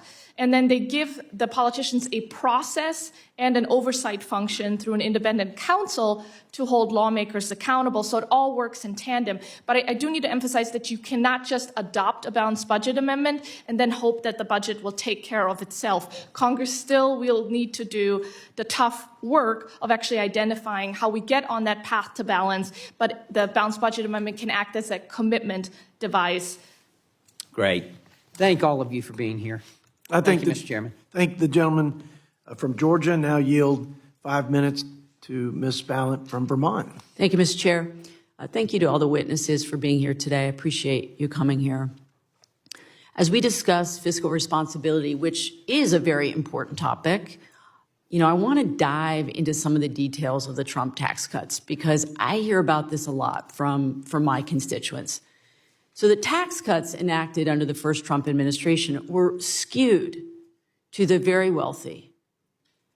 That's the reality. And this angers a lot of Americans who understand that we do not have tax fairness in this country. And because of that, it's not just that the economy suffers, it's not just that the deficit increases, but the health of the democracy suffers. And American families struggle because of this. And it's estimated by the Center on the Center on Budget and Policy Priorities that 2025 households with an income in the top 1% will get on average a tax cut of over $60,000. But if you're in the 0.1%, you'll get a tax cut of over $250,000. Meanwhile, those in the lowest earning bracket will get back about $70, 70 measly bucks. So flashback to 2017, Trump officials claimed that at a minimum, the law would lead to a $4,000 increase in household income. This didn't happen. What did happen was that workers earning under $114,000 a year saw basically no increase in earnings from the tax cut. But the wealthy sure got richer. Now we have a situation where Trump is coming in for a second administration. He wants to go even further this time. He doesn't just want to extend the tax cuts. He wants to further cut the corporate tax rate from 21% to 15%. And he said that tariffs should replace the income tax, which will, of course, fall on the folks who can least afford to pay for it. Working class families, middle class families, they're going to pay more on higher goods. I don't think that most Americans want a trade war that's going to drive up the cost of groceries and other household goods. They want us to make life more affordable for them, not more expensive. So yeah, I think we should talk about fiscal responsibilities. My colleagues have spent decades pushing deficit-funded tax cuts that benefit the wealthy and corporations. From the Bush tax cuts and the Trump tax cuts, we've talked about it here, it has increased trillions and trillions of dollars to the debt. Americans do not want cuts to Social Security and Medicare. They don't want cuts to food programs that feed hungry kids. They don't want cuts to Medicaid that helps seniors afford care in nursing homes. What they do want, they want tax fairness. I hear this over and over again. What they do want is for the Pentagon to actually finally pass an audit so that American taxpayers don't keep getting ripped off by companies in the defense industry. What they want is for the wealthy to pay more and for them to feel like there is some fairness here. In 1973, the top 1% took home 9% of the income in the U.S. Today, the top 1% takes home nearly 27% of the income in the U.S. Again, from 9% in 1973 to 27% today. This gross economic disparity is terrible for individual Americans. It's terrible for families. It's bad for the democracy. It erodes civil society. They just want fairness. They want us to pass a tax code that helps regular people and closes capital gains loopholes that benefit the very wealthy. Middle-class families already bear too much of the tax burden because of unfair tax codes. I want to paraphrase former Supreme Court Justice Louis Brandeis, because I keep coming back to this. We can have a democracy, or we can have most of our country's wealth in the hands of just a few Americans, but we can't have both. They're on a collision course. So Dr. Elmendorf, I support raising the top capital gains and dividend rate back to the rate under President Ronald Reagan. Would this help us to put a dent in our debt? Yes, Congresswoman, raising those tax rates would raise tax revenue for the government and therefore reduce the deficit and the debt over time. But again, I would repeat a caution from earlier, which is that the amount of the benefit there for the government's budget outlook would be fairly small relative to the overall imbalance that we have all been talking about. It's certainly not a silver bullet, but it goes to the issue of tax fairness. I think it goes to the issue of tax fairness. I don't know the specific numbers you've been referring to, but you are correct that income inequality has increased substantially over the last several decades in this country. and that an important counterweight to that is the progressive nature of the tax code.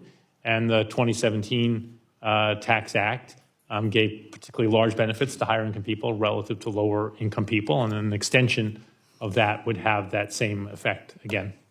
I thank you for being here. I thank you all. I thank the gentlelady, and now you have 5 minutes to my friend from Kansas, Mr. Estes.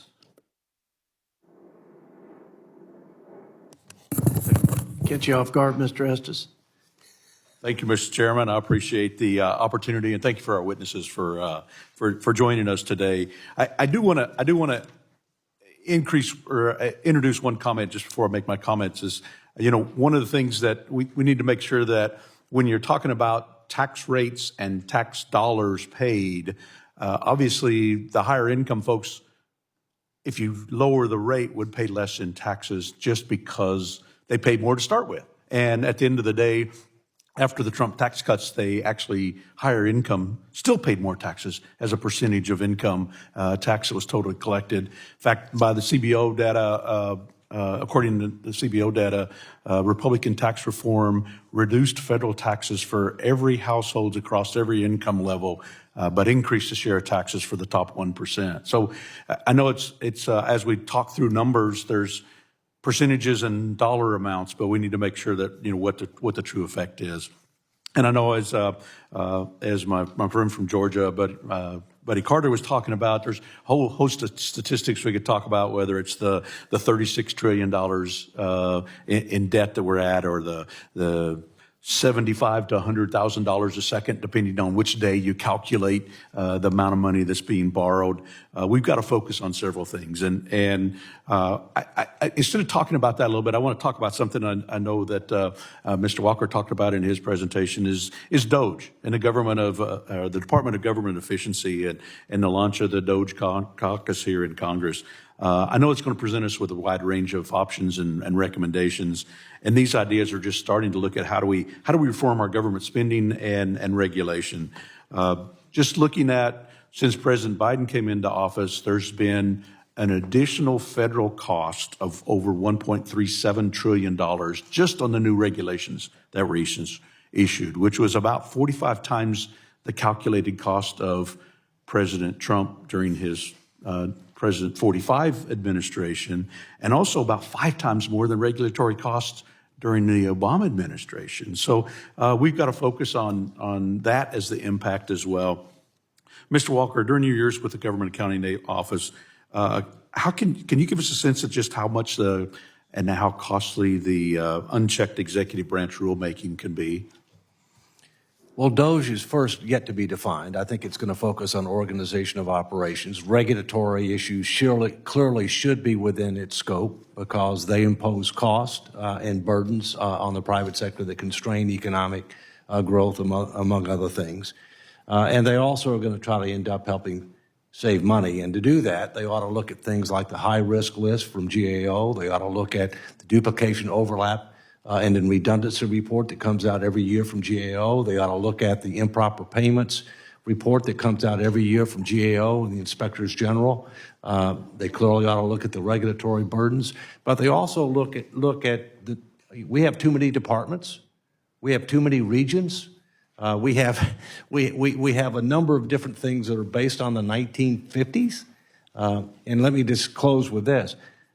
As far as I know, I'm the only federal agency head that has transformed and right-sized a federal agency in the 21st century. We did this at GAO, which is government-wide. We made it 15% smaller, 50 to 100% more productive, 3 times the outcome-based results, second best place to work in the federal government, and 95% positive rating for the toughest client on earth, the U.S. Congress. So hopefully they'll learn from that and take a lot of those principles that are transferable and scalable to the rest of government.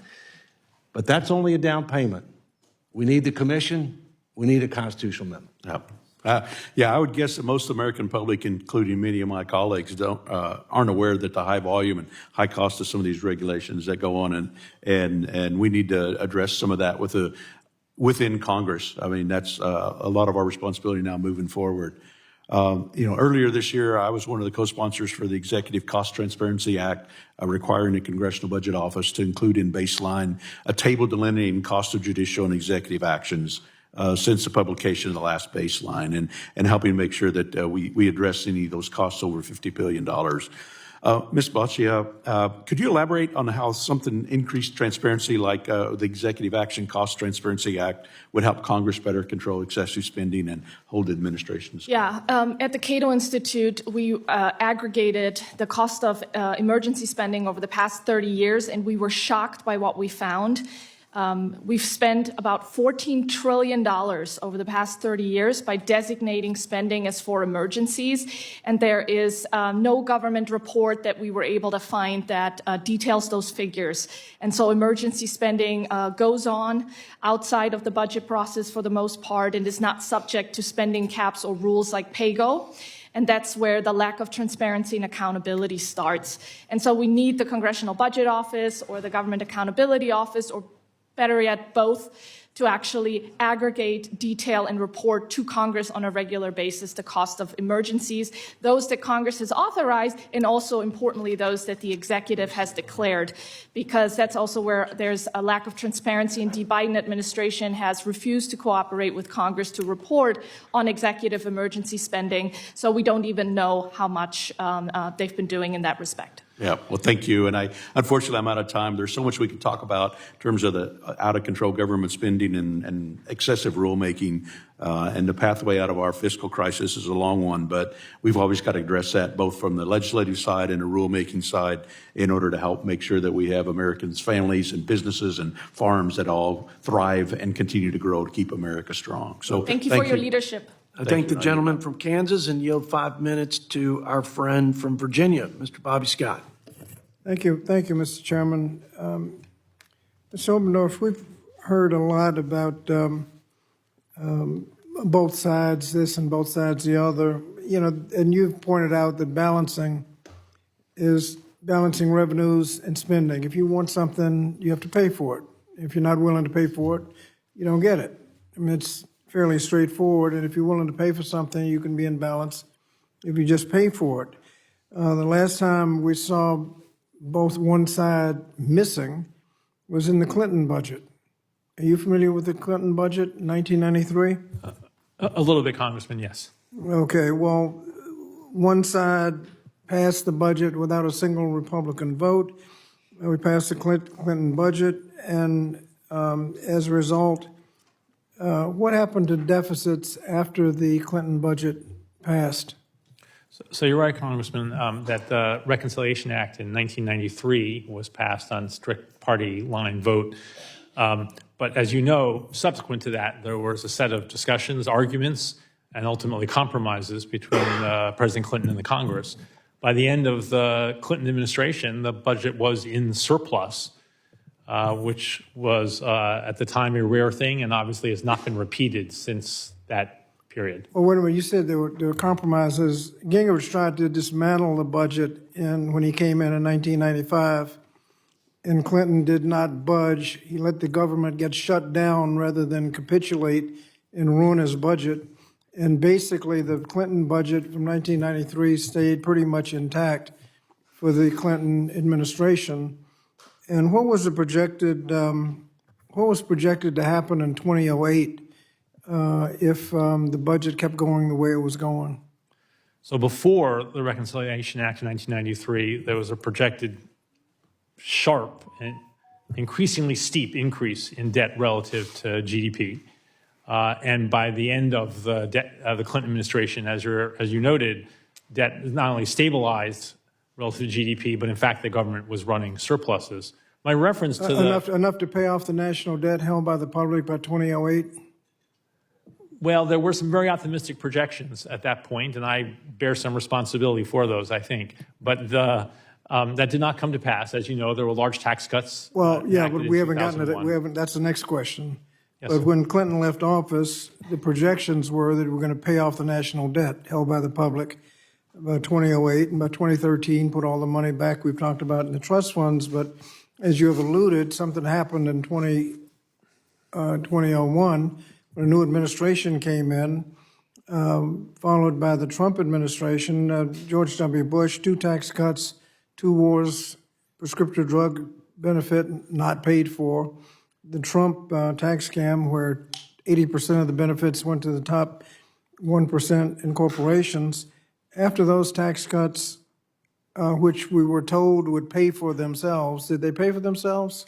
No, Congressman. Okay, that was ridiculous. Where did we end up after that? Instead of paying off the national debt, where did we end up? The debt has increased and is increasing at a very rapid rate over the past 25 years. So one side passed a budget that was on the way to paying off the national debt. The other side came in and messed it all up. And the next conversation is what to do now. And I think we've said 4.6 trillion is the cost of extending the expiring Trump tax cuts. If we kind of reverse the old adage and don't just do something, stand there, if we don't do anything and let those expire, what would happen to the budget outlook? Well, as you know, the CBO's baseline presumes that those tax cuts will expire as scheduled under current law. Debt still rises relative to GDP, but not nearly as rapidly as if those tax cuts are extended without any pay-fors. So that would just make things worse if we let that expire. And we're also talking about cutting Social Security, Medicare, and Medicaid. If we didn't spend $4.6 trillion extending tax cuts, why would we be talking? We wouldn't need to talk about Social Security, Medicare, and Medicaid, would we? Well, over time, Congressman, those programs will continue to grow in spending relative to the size of the economy unless you take some action because of the aging of the population and rising healthcare spending. But not extending the expiring tax cuts would give the government more running room, more time, more fiscal space. My time is about to expire. I think Mr. Walker mentioned DOGE, the efficiency group, which has efficiency committee that starts off with 2 chairmen, which is an interesting way to talk about efficiency. But the optimistic view would be hundreds of billions in savings, and we're talking about $4.6 trillion in extending tax cuts. Obviously, even at the most optimistic, that's not going to come close to paying for those tax cuts. And we've heard a lot about constitutional amendments as a cure. I think we have to look at the possibility that a constitutional amendment could actually make things worse. One version just simply said that if you pass a budget that's balanced, you need a simple majority, but if it's not in balance, you need a 2/3 majority, which would include a deficit reduction plan. And so if you need a meaningful, painful deficit reduction plan under that constitutional amendment, you need a 2/3 vote. The same thing is that you need for a unbalanced budget without any limitation. I think the gentleman. And I would suggest, Mr. Chairman, just finally one more sentence, that to get those last few votes, it would be more expensive and less likely that you'd have a fiscally responsible budget than not. And so I think we have to be very careful when you talk about these schemes that might rescue us. I think the gentleman. Thank you, I think the gentleman from Virginia, and now I'm going to give at least 6.5 minutes to the other gentleman from Virginia. Look, we were doing about 6 minutes a clip. This is a great conversation, thoughtful on both sides, and I don't know of a conversation more important that happens so infrequently in Washington, D.C. So thanks for the indulgence on both sides. I appreciate the comments. Mr. Bob Good, my friend from Virginia, 5 magic minutes. Magic. My first magic 5 minutes. Well, thank you, Mr. Chairman. Thanks to our witnesses for being here today. And I appreciate the extra time. I want to respond to what the friends on the other side of the aisle have talked about, the tax cuts. And the fact is, the TCJA reduced federal tax rates for all households across every income level while increasing the share of taxes paid by the top 1%. It doubled the standard deduction, as everybody knows. Who does that help? Middle America, regular income Americans. It increased the child tax credits. The fact is tax revenue went up, to an unprecedented nearly $5 trillion annually because of those tax cuts. And the rising tide lifted all boats. All Americans know they were worse off under the Biden economy than they were in the Trump economy, unless you're an illegal alien. And that's why they voted overwhelmingly to bring President Trump back into the White House. More than 6 million people were lifted out of poverty during the Trump administration, dropping the poverty rate to a record low 10.5%. The income and wealth inequality fell after the TCJA, as real wages for the bottom 10% grew nearly twice as fast as the top 10%, and real wealth of the bottom 50% of households rose 3 times faster than the top 1%. Real wages grew by 4.9%, the fastest 2-year growth in real wages in 20 years. And it was diverse. Income for blacks and Hispanics and Asian Americans increased to historic highs, and unemployment fell to historic lows. But the Democrats don't like that because they want to punish success. They want tax welfare. They want to give money to those who don't pay any taxes, and they want punitive taxes on those who are successful and those who drive our economy and help to drive down unemployment and to increase real wages and increase jobs for everybody. But we're here to talk about the debt. And Ms. Bachia, I appreciate you being here. I read your debt digest. I read it this morning, talking about your testimony today. Some of us are listening. And as you know, every dollar we vote on here in Congress, every dollar we vote on is borrowed. Every dollar that we borrow and spend results in either higher taxes, more inflation, as we've suffered under the last 4 years, and or a greater debt burden to our kids and our grandkids. But we are suffering under a $200 billion monthly deficit, as you know, maintained by Republicans over the last 2 years. No impact on that by Republicans, by the way. So I'm an equal opportunity offender to my friend from Virginia across the aisle there. Republicans have grown the debt by some $5 trillion on our watch, with help from the Democrat Senate and the Democrat White House, of course. As you know, the Social Security Fairness Act passed the House a month ago with 136 Republican votes, some of whom are on this committee. Despite its $200 billion cost to taxpayers over the next decade and the acceleration of the insolvency of the Social Security Trust Fund. The alternative bill, sponsored by my friend, our chairman, which I'm a co-sponsor, the Equal Treatment of Public Service Act, would have more fairly adjusted the benefits formula for Social Security to compensate government employees for the time they actually worked in the private sector and did pay taxes in the Social Security system. But that bill failed, as you know, because too many members of Congress didn't want a more fiscally responsible option. What does this say about Republicans in the House's willingness to address entitlement reform, our debt and our deficit, and our long-term fiscal viability? What does it say when we pass a bill like that? Thank you. It sends a very bad signal that Congress has not fully yet grasped the severity of the debt crisis that we're in and the threat that a fiscal crisis poses for our nation. It also shows that Congress is still, unfortunately, in the pockets of special interests, as the Social Security, I like to say, Unfairness Act would benefit state and local government unions and their members, which make up a very small special interest group, but they're extremely powerful because they can gain those concentrated interests and diffuse the costs among the general public. What also I found very surprising is that this bill, the Social Security Unfairness Act, would pull forward the Social Security Trust Fund insolvency date by about 6 months. So while we're hearing Congress saying that they won't cut Social Security benefits, in effect, by voting for the Social Security Unfairness Act, they've actually accelerated the trust fund insolvency. Well said. If I may, sir? With 36 trillion in debt, unprecedented debt to GDP ratio we haven't seen since World War II, as you know, the days of spending without consequence are long over, as we've seen with the 40-year high inflation, the 20-year high interest rates, and you've mentioned in your testimony the downgrading of our credit by these 3 different agencies.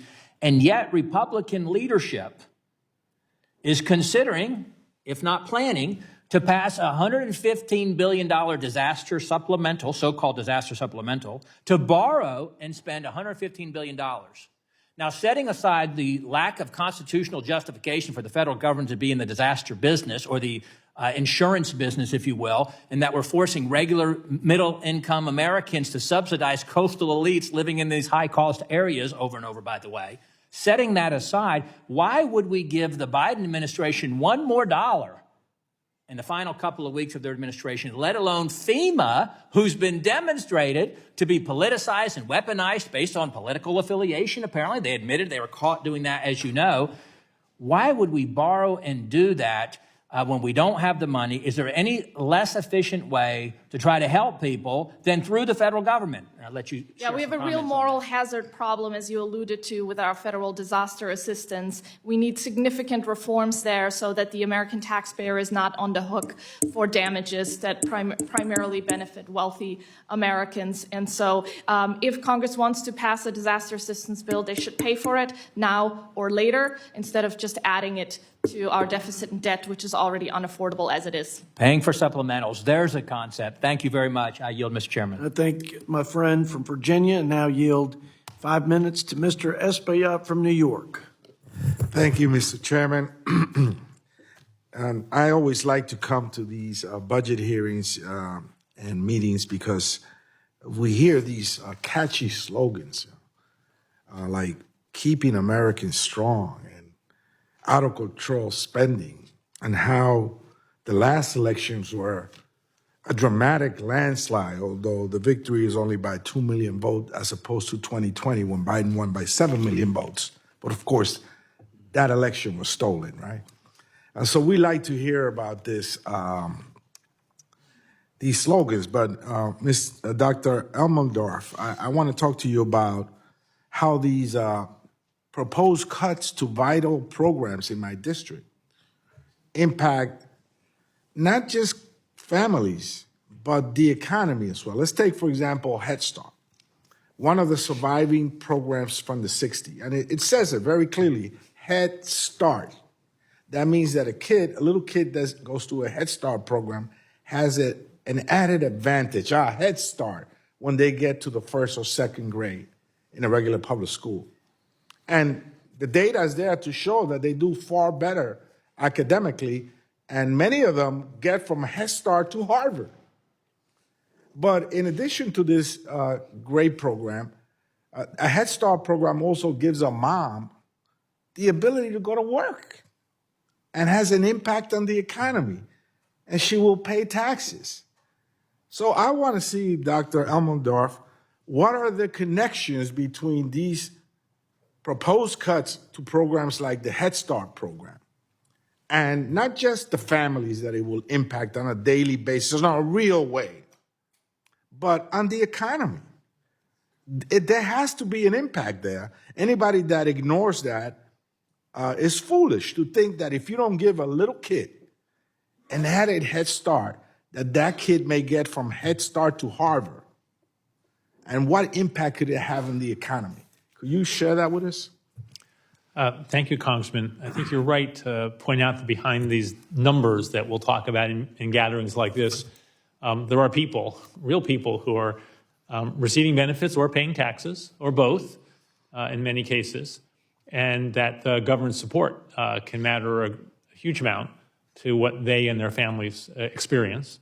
Head Start is one of a number of government programs where economic evidence developed over the last decade of research has shown a long-term benefit of the short-term investments, so that not only is spending today benefiting people today, it is helping them and their children to thrive more in the future. And I think that's one of the aspects of policy that you and your colleagues should keep in mind as you decide where to raise taxes and cut spending to put the deficit on a better path.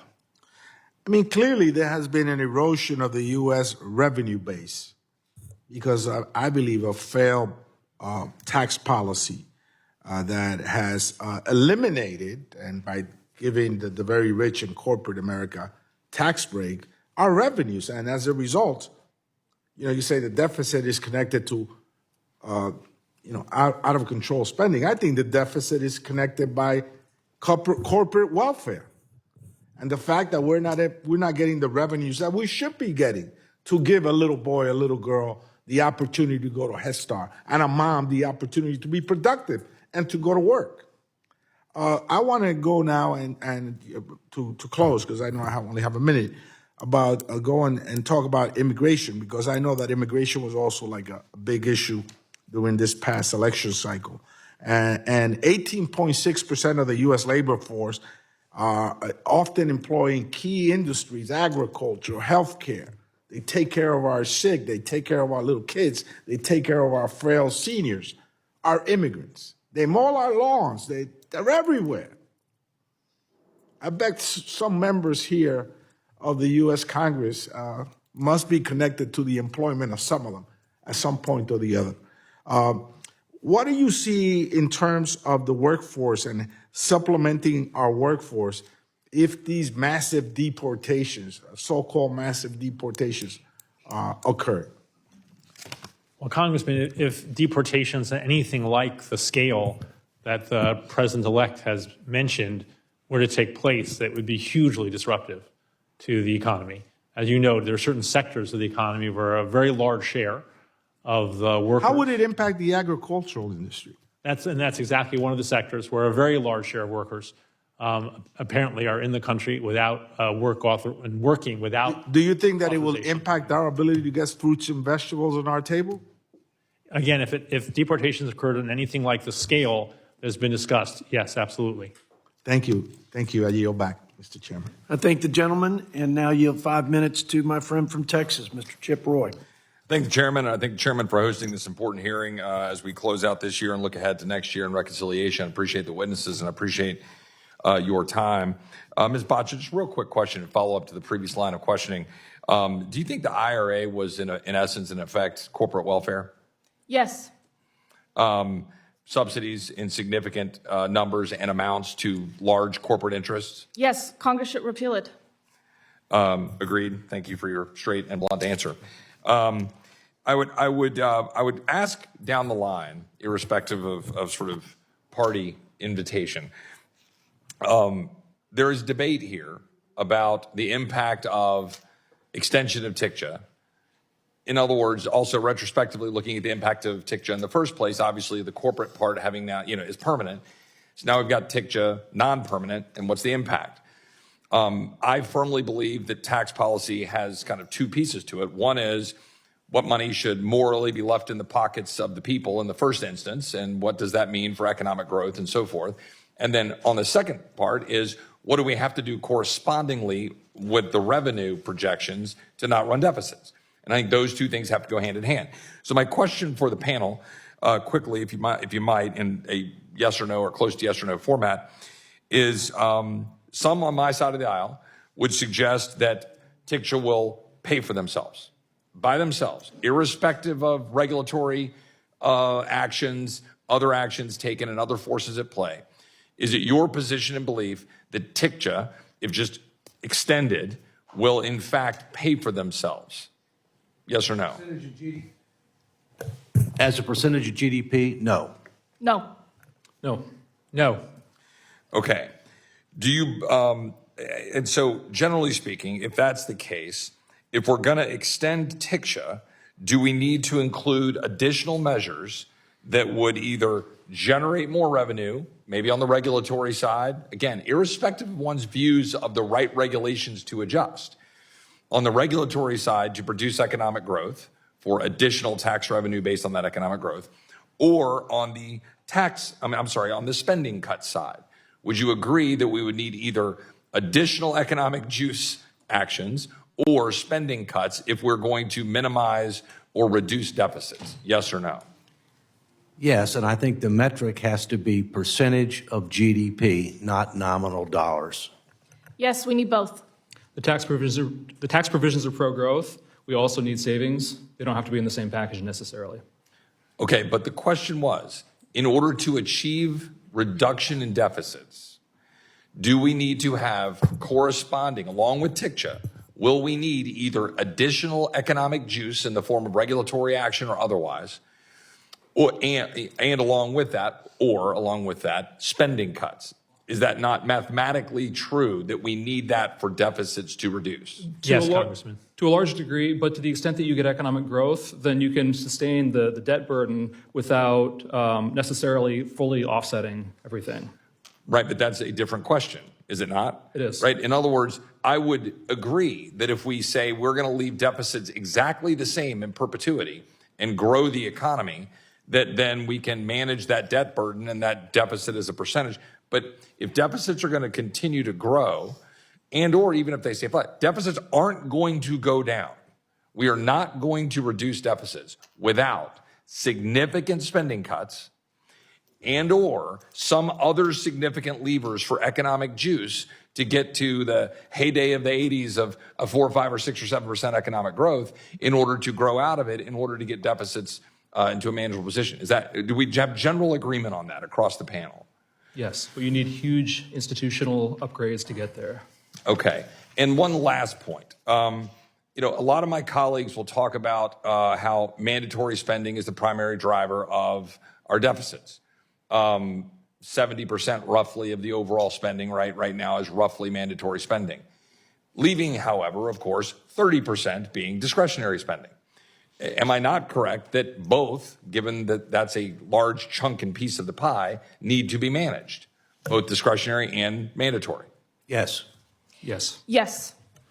Congressman, you need to manage at least one of those two pieces. You and your colleagues could choose to focus only on mandatory programs. That's not what I would recommend to you, but that is... Last question in my magic 5 minutes, I'll just go over just a few seconds, is in your all's experience, have you seen in recent memory any proposal on either side of the aisle or jointly to seriously address what we, I think, incorrectly call mandatory spending, as opposed to I call it automatic spending?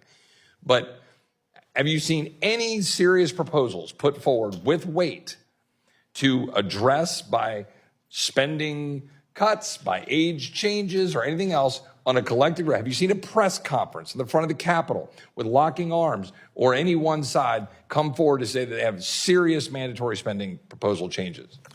No, but I've seen two process proposals that'll get us there. The Fiscal Commission Act, which you voted for, HCR 24, which the chairman introduced, and you ought to have I would respectfully suggest have a hearing in your subcommittee of Judiciary and on the Constitution. But individual reform proposals, no. The process matters. Understood. But in terms of, we're a legislative body and we have a free will and we can introduce legislation and we can get behind it with press conferences and action. Ms. Katcha, have you seen anything like that in recent memory? No. No. Absolutely. Depending on your views on it, the RSC budget proposal. To a degree. And of course, then there's a massive amount of hammering for it. But has it been put forward to be advanced as the budget or the actual action by any serious weight of Republicans or Democrats? No, sir. Right. Sir. Congressman, I'm not aware of anything that's come to a vote on the House floor that would substantially roll back benefits, except for the repeated votes to repeal the Affordable Care Act, which would have rolled back those benefits. Also would, if you repealed the whole thing in some sense, would have raised spending on Medicare and changed taxes and so on. But apart from the repeal of the Affordable Care Act, I'm not aware of any legislation. I appreciate the honest answers in what I hope was trying to be presented in a bipartisan or nonpartisan questioning. I yield back. I appreciate the line of questioning, and now yield 5 minutes to our colleague from Texas, Mr. Lloyd Doggett. Well, thank you very much. As perhaps a unique pay-as-you-go progressive, I do not favor major expansions of government programs, many of which I support, without paying for them. And likewise, I think that changes in revenue often have similar impact, and they also have to be offset. And as I understand the answers you just gave my colleague, Mr. Roy, each of you believe that the huge tax continuation, renewal, reauthorization, extension, whatever you call it, that those need to be offset so that we do not just borrow more money from China or the Saudis or whoever will lend it to us to pay for any extension of the Trump tax cuts.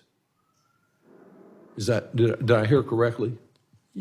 Yes, Congressman, that if we one offset those. A general rule of advice I learned from Marty Feldstein when I was in graduate school was that when you're in a hole, you should stop digging. Right. Generally speaking, more savings of a good variety, and that's in your discretion, would be good to do. Right. And you feel that way too? We will need to pay for extensions, especially of the individual tax cuts. The pro-growth side is a different matter, but if we extend the whole package, we should pay for it and then some, because we also should take this opportunity to reduce deficits and stabilize the debt. Thank you. Mr. Walker? Yes, and focus on the metric GDP.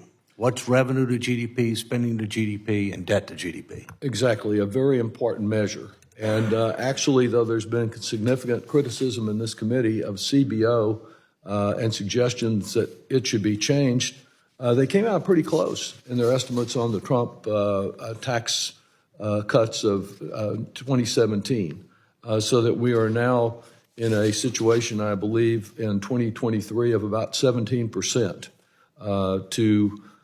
as the percentage to GDP. I think that was their estimate, and we were at 16.5%, I think is the output versus GDP. I think it is important that that we focus on the recent writing of the chairman. He has indicated on previous occasions that we could not address the budget problems we face by spending cuts alone.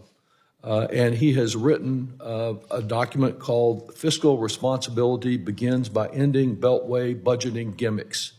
And some of you have referenced those issues in your writings also, but it's really important that we not pretend we are resolving this problem by using gimmicks. One of the gimmicks that I think was used in this committee with our budgets last year, that has been used by Democrats as well, was the so-called reserve fund for pro-growth tax policies. These reserve funds for unlimited tax cuts really simply mean borrowing more from abroad to pay for our debts. And of course, the biggest budget gimmick of all that has been discussed of late and embraced by some of my Republican colleagues is that we simply wave a magic wand over the Trump tax scam 2.0 and declare it to be free because we have adjusted the baseline, the current policy baseline. And I believe, Ms. Baccia, that you have written regarding that specific budget trick, and the writing I saw, the quote was, "Not recognizing the cost of the TCJA extension is a gimmicky attempt to disappear them, but trying to hide them doesn't make them any less real or damaging to the fiscal situation." Is that correct? This is correct. Thank you. And Maya McGinnis at the Committee for Responsible Federal Budget has also written that if every policy could be enacted temporarily and then assumed permanent, it would create tremendous hidden cost. And that's the gimmick that has been used that leads us to the current situation, hiding the true cost of these revenue changes, these giant tax reductions, and hiding them under temporary when we know that rarely is a tax reduction in Washington a tax cut temporary. It's just a matter of extending it from year to year. So I think it's really important that we avoid tax break deceit in the coming months. We know we're in a hurry up and rush with reconciliation proposals that are pending perhaps as early as next month. It's really important that we not do further harm, that we embrace the kind of commitment that the chair has said is a moral imperative by not adding to the debt either through our spending decisions or through our tax decisions. And I thank each of you for your testimony today. I thank the gentleman from Texas, and now yield 5 minutes to Mr. Moore from Utah. Thank you, Chairman. This is the topic. This is what we need to be focused on. So I always appreciate your willingness to shine a light on it. I want to just start off, as I've been able to hear and listen. I always come to these hearings ready to hear about the Clinton era. I love the fact that we had a balanced budget then too, and a surplus. I want my colleagues across the aisle to also remember that Larry Summers, the economic advisor to President Clinton, was one that honestly rang out and communicated. We hear all this talk about what's going to be done in reconciliation, right? Whenever anybody has the White House, House, and Senate, a reconciliation bill gets done. Democrats in 2021 did the American Rescue Plan, a $2 trillion bill with no offsets whatsoever. I do not want to be lectured on a bill. If you look at the two of them, okay, none of them paid the debt down, right? But we have to have economic growth. If we do not have economic growth, we do not have the strong GDP that we can try to eventually save the day. I do not want to be lectured when I saw a $2 trillion bill come with no offset spending. Okay? And what I wanted to talk about, and I'm going to pivot now and get in a better mood because we have something that hasn't been addressed that was brought to our office from Americans for Prosperity to be able to deal with the fundamental issue of why we're here. Is for 50 years, we have not voted, well, if we ever have, voted on the entirety of the budget. We only vote on 25%. So I agree with my colleague, Mr. Roy, when he says all of it's the problem. Right? We only get to vote on the discretionary budget and the emergency pieces. We do better than other times, but for 50 years, we've kept the discretionary budget at a rate of growth from 1 to 4.5%. Mr. Couchman, what would you estimate the rate of direct spending, automatic spending, mandatory spending, whatever? What would you estimate the rate of growth for that? Would you rate it below or above 3%? Well, it's well above GDP growth, so by definition, it's unsustainable. It's unsustainable. The Comprehensive Congressional Budget Act, which I introduced this Congress, and with the help of everybody at this panel, you are shining the light on this. There's nobody more emotional about this than Mr. Walker with real data and real highlighting the issues. Your debt digest, Mr. Baccia, it's the one thing. I get a lot of spam in my email. My inbox gets bloated. It gets really, really bloated right now. Yours is the one that I read. The ability for your team to come to ours, Mr. Couchman, and be heavily involved in coming up with a solution. This bill will force us to vote on the entirety of the budget. I do not understand what's wrong with that. I will take a Social Security vote. I will take a Medicare vote. I will vote on Medicaid. I will vote on everything.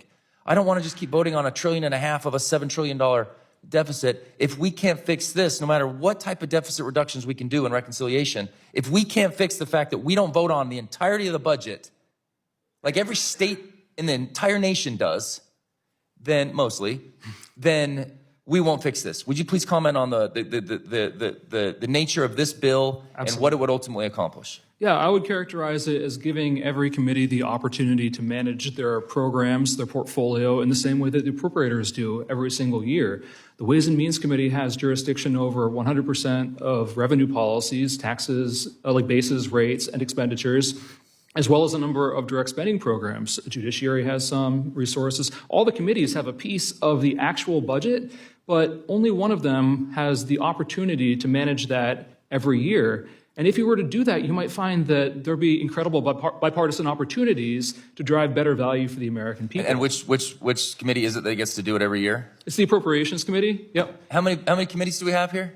There are 17 with spending authority. And how many of them are involved in some spending, some budget-related matter at all?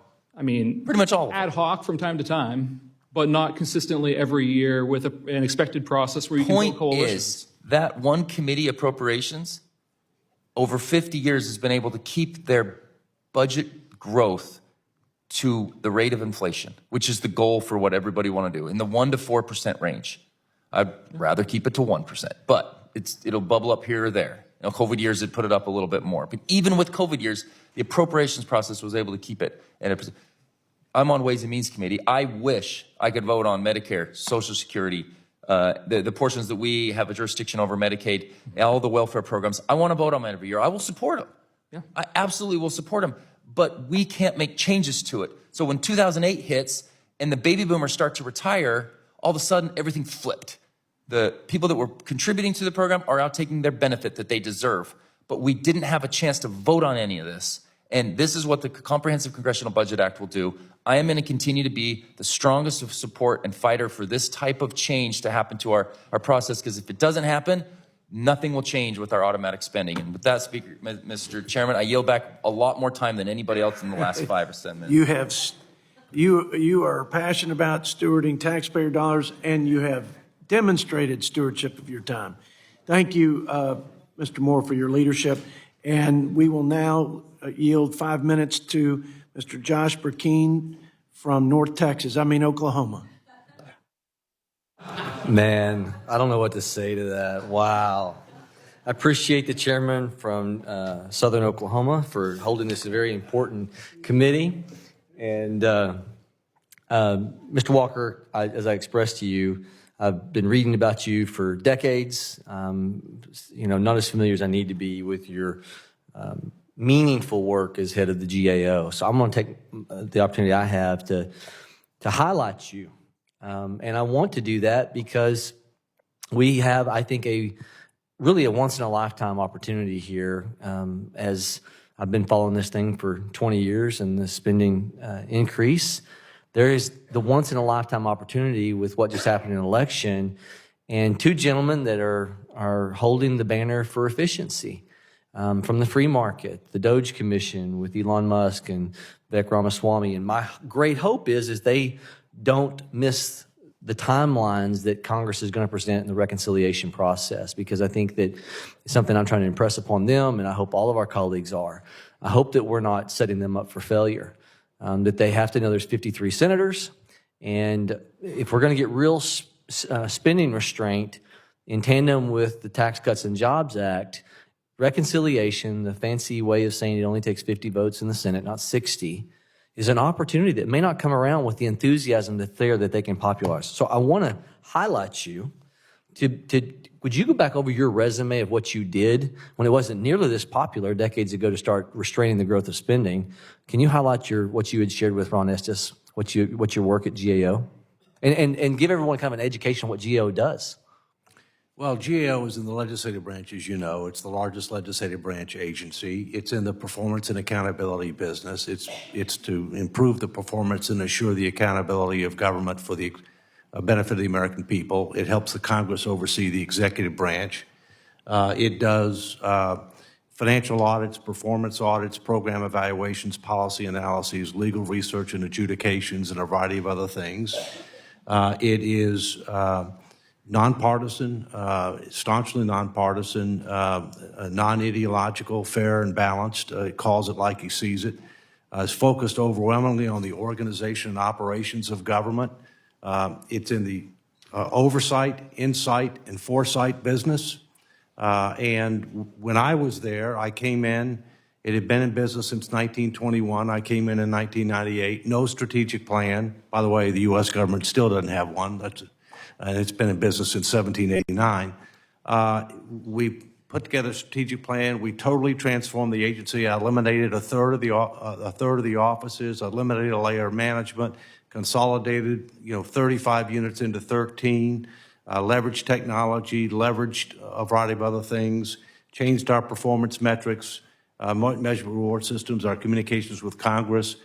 We were 15% smaller, or a third less footprint, 50 to 100% more productive, 3 times the outcome-based results. We generated $110 for every dollar invested in the agency. Nobody in the government's anywhere close to that.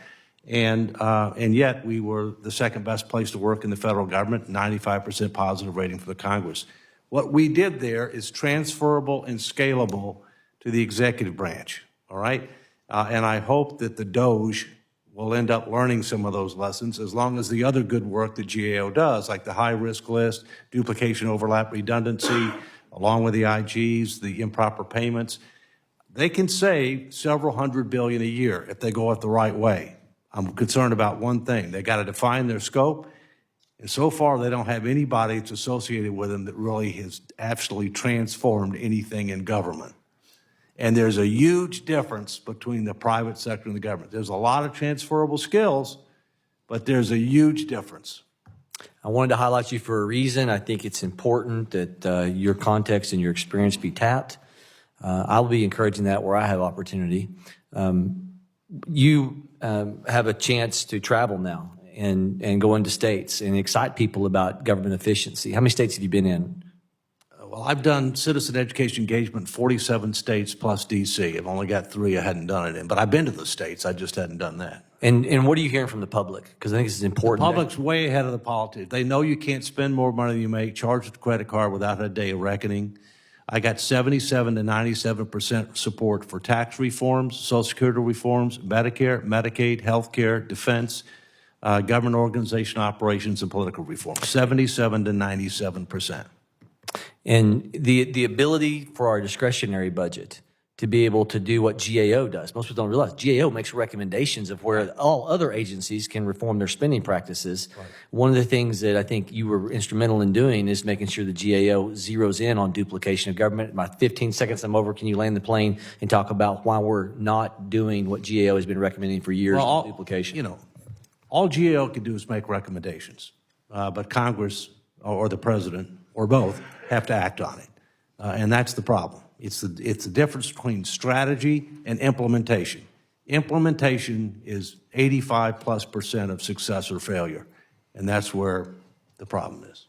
I yield, Mr. Chairman. Thank the gentleman from Oklahoma. Before I introduce our colleague from North Carolina, I'd like to say, as the budget chairman, we're making progress on fiscal reforms. The Fiscal Responsibility Act was the first of its in a decade to hold spending, if not reduce it. We passed a balanced budget, twice out of this committee. And we've got a bipartisan sort of will on the fiscal commission. And I think we might just be able to execute on that in the next Congress. So we're making some progress. We ought to budget for emergencies. That's one flaw of many in our lack of acting responsibly with the stewardship of tax dollars. And when we don't budget for emergencies, we ought to offset them. And they ought to be emergencies, not recurring operating expenses for housing or defense or whatever else.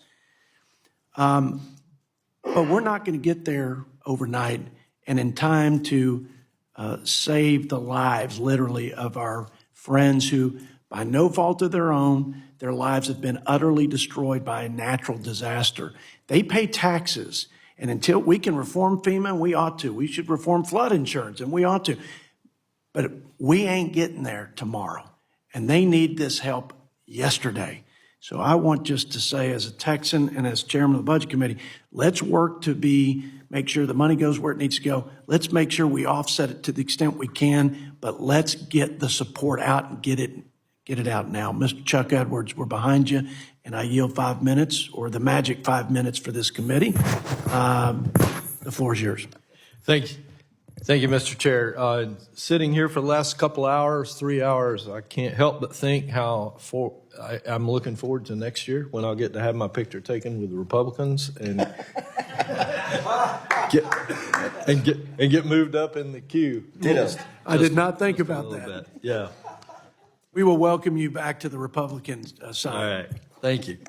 Mr. Walker, in your testimony, you referenced the mounting debt ceiling and Congress's failure to constrain our spending over time. While you point to a constitutional amendment as a potential solution, I find the greatest contributor to our out-of-control spending is a lack of accountability in our current budget process. It's hard to imagine what $6 trillion looks like, especially if that funding is packaged together instead of passed as 12 standalone bills. In addition, the debt ceiling is only addressed on an as-needed basis, so members could go for multiple terms or retire without having to raise the ceiling for their previous spending decisions. Ultimately, members of Congress are able to vote for high spending packages with few repercussions from the American people. What is the arguments for and against tying the debt ceiling to the appropriations process to improve accountability of Congress? Well, first, let me tell you, I think the debt ceiling is a dismal failure. We're the only major country on earth that has a nominal debt ceiling. It hasn't constrained spending. It hasn't constrained mounting debt levels. It ought to be repealed, and it ought to be replaced with a constitutional amendment that focuses on what matters the most. How much debt do you have as a percentage of the economy? And why do I say that? Because it's pro-growth, because if you grow the denominator faster than the numerator, you're making progress, even if the numerator is going up. By the way, that's what we did after World War II, okay? And secondly, it doesn't tell the Congress how to solve the numerator problem. It doesn't say how much of it is mandatory spending, how much of it is discretionary spending, how much of it is revenue. You're going to have to do all of that, okay? It doesn't tell you how to do that, but it says you just got to do it. And if you don't do it, there's a consequence. So, you know, we need more fundamental reform in this area, including understanding the difference between capital budgets and operating budgets, including needing to pass the budgets on time, the appropriations on time. I'm 73 years old, although my doctor tells me I'm more like 53. I hope she's right. The fact is you know how many times in my lifetime we've passed all the appropriations bills on time? 4. It's an F minus. And so I think I hear you saying we should just eliminate the debt ceiling argument. But you have to replace it. You have to replace it. The debt ceiling was supposed to constrain debt, right? And by the way, it goes all the way back to World War I, where we started having a problem. But now it doesn't do that. It's a political football. It doesn't do anything at all. So we need to have something that will stand the test of time. The debt break in Switzerland's a good example. There are several positive examples. But what really matters is how much debt as a percentage of the economy, how much interest as a percent of the budget, what percentage of the budget is mandatory. Last thing on this, in 1913, you know what percentage of the budget was mandatory? 3%. And you know what that was? Interest on the debt. That was it. Now it's 73. Mandatory. Thank you for that. I'd like to get to at least one more question. Yes, sir. Sorry. Apologize. Bocia? Bacha. Okay. I have the distinct pleasure of serving on the Budget Committee and the Appropriations Committee. I've been on the Appropriations Committee for about a year now. One of my particular frustrations, while I believe that the Appropriations Committees, the various subcommittees, are ultimately the folks that can best hold federal agencies accountable for their spending, I find it frustrating with 2-year terms and oversight meetings where every member gets a chance to quiz an agency leader for 5 minutes to really hold folks accountable. It seems to me like many times the agency heads are sitting before the members and they're thinking, as long as I can get through this 5 minutes, I'm okay. I'm good for 2 more years. There'll be another Congress. Do you have any thoughts about that or any ideas how we can hold the federal agencies more accountable for the spending? I know Congress appropriates it, but there's a lot of decisions made inside that appropriation. Congress needs to work with these agencies throughout the year, not just in those hearings, and needs to heed especially the recommendations of the Government Accountability Office, which does the heavy lifting of figuring out where there are problems with accountability and transparency and what systems need to be upgraded so Congress has more insight into what's happening there, and also demanding more reporting, especially on emergency spending, which is still very much obscure. Thank you, Mr. Chair. I could go on for a long time, but I'm out of time, so I yield. I thank the gentleman from the great state of North Carolina. Again, our prayers are with you and your friends and family back home. Mr. Rudy Yakum. Mr. Chair, can I just add one? Absolutely. I heard somebody a while ago refer to in their comments on disaster relief, referring to folks affected by the storm as coastal elites. I represent a district of 783,000 people, every one of which was affected severely by Hurricane Helene. Not one of them would I consider a coastal elite. Thank you. I yield. I appreciate that notable correction of the record, so to speak. Mr. Rudy Yakum. 5 minutes for your comments and questions. Thank you. Thank you, Mr. Chairman, for holding this hearing today, and as well as for our witnesses for being here.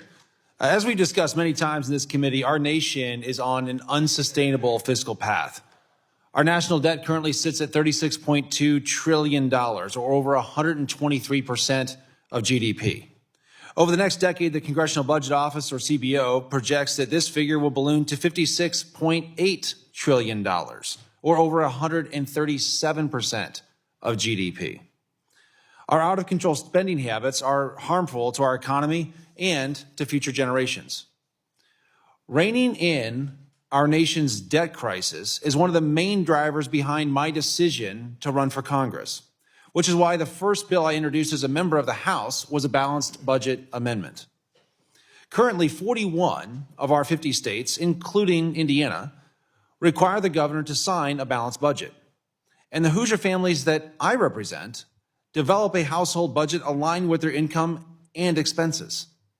Why wouldn't they expect their federal government to do the same?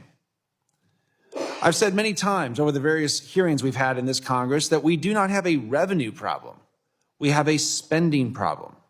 We need to focus on reining in wasteful spending, implementing pro-growth policies, and getting our fiscal house in order. My first question goes to Mr. Walker and Mr. Couchman.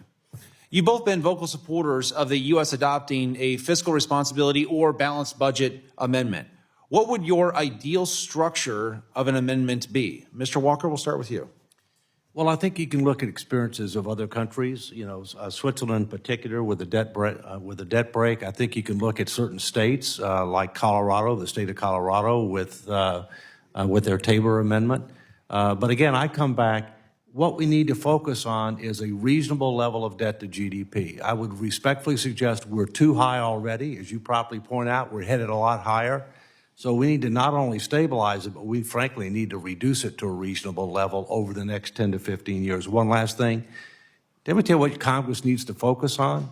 Outcomes. When you're doing authorization, reauthorization, appropriations, oversight, why did we set up this department or agency? Why did we create this program? Why did we create this tax preference? What were we trying to accomplish? How do we measure that in outcomes? And then how are they doing? Guess what? A vast majority of them have no idea because they haven't defined what the desired outcomes are. That would be a huge behavioral change. Thank you. Mr. Couchman. Thank you, Mr. Yocum. The fundamental parameters for a balanced budget amendment itself must reflect those that can pass the Congress, or if there's a convention that it's 2/3 in both houses. So you need to have a good chunk of Republicans, a good chunk of Democrats in order to make that happen. There's two that I highlighted in my testimony, one by Chairman Arrington and one by Mr. Moran from the other side of Texas. The business cycle balanced budget amendment, where it's specific about how to go about doing that, and the principles-based balanced budget amendment with Senator Braun. To set a principle in the Constitution that Congress, especially this committee, can write implementing legislation for. And there's a piece of legislation called the Responsible Budget Targets Act by Senator Braun and Whip Emmer that could be a really important core of that legislation. And I mentioned legislation because the Constitution, it's very vague. It's principles. It doesn't really give you a whole lot of clarity about what most things are. So you need to have a house built on the constitutional foundation in order to have something you can live with. And part of that is what I talked about with Mr. Moore, the comprehensive budget that gets all the committees involved in managing everything. Part of that is not having shutdowns anymore. We didn't have them before Jimmy Carter's Attorney General reinterpreted the Anti-Deficiency Act. Part of it is getting the process started on time. And Mr. Carter has an excellent bill to do that. There are other pieces, but I'll stop there. Thank you. And Ms. Bacha, at what point do you believe that our debt will become insurmountable? I think that our debt is already an excessive burden on the American economy. Nobody knows when it will become insurmountable. We have some projections, including from Penn Wharton, that suggest that our fiscal space will run out in about 15 years. But all of that is subject to investor sentiment, what happens with other currencies that could be competitors to the U.S. dollar, and we should not want to find out where that threshold is by rushing over it. And the conversations we're having in this hearing today could put the fiscal brakes on it to make sure we don't find out the hard way. And as you talked about what happens in 15 years when we cross that point, talk to us about what would the impact be on our economy if and when that happens? If we suffered a severe fiscal crisis where investors lost confidence in the U.S. government's willingness or ability to service the debt, we would suffer severe increases in interest rates and the potential of hyperinflation. I know that scenarios like those experienced by Venezuela and Argentina can seem very far-fetched, but they are not in the realm of the impossible if we continue on our reckless and unsustainable trajectory. There are huge threats to our security and to democracy itself in that scenario as well. Two things real quick. Only God knows when that day comes, and God's not telling us, but we're tempting fate. And secondly, the answer is, what would the impact be? Global depression. Yeah, that's right. Thank you again to our witnesses for being here. And with that, Mr. Chairman, I do yield back. I thank the gentleman from Indiana and closing us out, clean up batter, And a guy we're going to miss a whole lot from Colorado, Mr. Greg Lopez, for 5 minutes. Being here today. You know, in my short time here in Congress, I've recognized that the national debt is the biggest issue we must face. So much that I carry the national debt to show people when I'm out in my district, and people are appalled. You know, Mr. Walker, I did read your statement that you submitted, and you're right. Colorado did do something because we saw it coming in 1992. The Colorado Taxpayer Bill of Rights, which allows, because we didn't trust government, we didn't trust that they were going to use our money correctly, we instilled a cap, and I think this is a good example of what, when there's a will, there's a way. You can actually do it. But I sit here and I feel that both sides of the aisle seem to be a little tone deaf. They're not really focusing on the issue. They keep pointing fingers back and forth about taxes, about what we could do. Here's the facts that I think everybody needs to know, and specifically the American people. The national debt equates to 107. If you were going to pay it, it would cost a person $107,594. Per household, it would be $272,546, and per child, it would be $498,233 per child. The federal government borrows $76,032 per second, as you can see by my debt clock. And so the United States gross debt currently exceed World War II levels.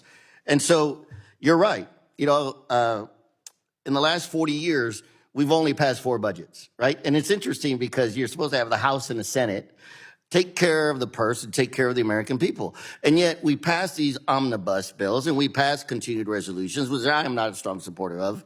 But this is what gives us in the situations that we're in.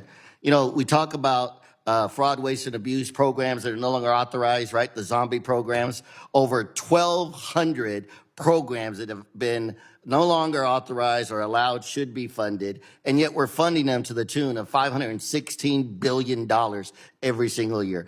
I'm at a loss as to why Congress cannot basically do what its job is, and that is do a budget, do it correctly. You know, and I think it's important for us to recognize that, you know, while everybody in Congress would like to go home for the holidays because everybody wants to spend Christmas, I try to remind my colleagues that we have men and women in uniform that took the same oath of office that we did, and they're not going to be home with their families because their duty comes first to their nation. We have a duty. We have a responsibility. We should not be worried about going home. We should not be worried about a holiday in the calendar. We have a duty and responsibility for the American people to make sure that we maintain the good balance in the budget. I think the people deserve problem solvers, not problem observers. And unfortunately, I see that in Congress today. But I have hope. I have hope that the 119th Congress will step up. They will step up to the plate. They will get a bloody nose. They will take a busted lip. They will get a black eye because they're doing it for the right reasons. We must stand in the gap. You know, fraud, waste, and abuse in the federal government is something that is rampant. As a former director of the United States Small Business Administration in Colorado, I can assure you there is a lot of fraud, waste, and abuse. And like you, Mr. Walker, it took a lot of work to make sure that that office was efficient and it wasn't wasting money. But it can be done. If we have strong people, it can be done. Now, my question, Mr. Elmendorf, full disclosure, I don't have a lot of faith in the CBO these days because they came and they weren't able to answer my questions as it pertains to, but as a former director of CBO, what is the cost of illegal immigration to the American taxpayer? Well, Congressman, thank you for the questions. Let me say first, I'm sorry you don't have confidence in the CBO. I believe that you should, and I would be happy to explain. I would love that conversation. So please let us do that.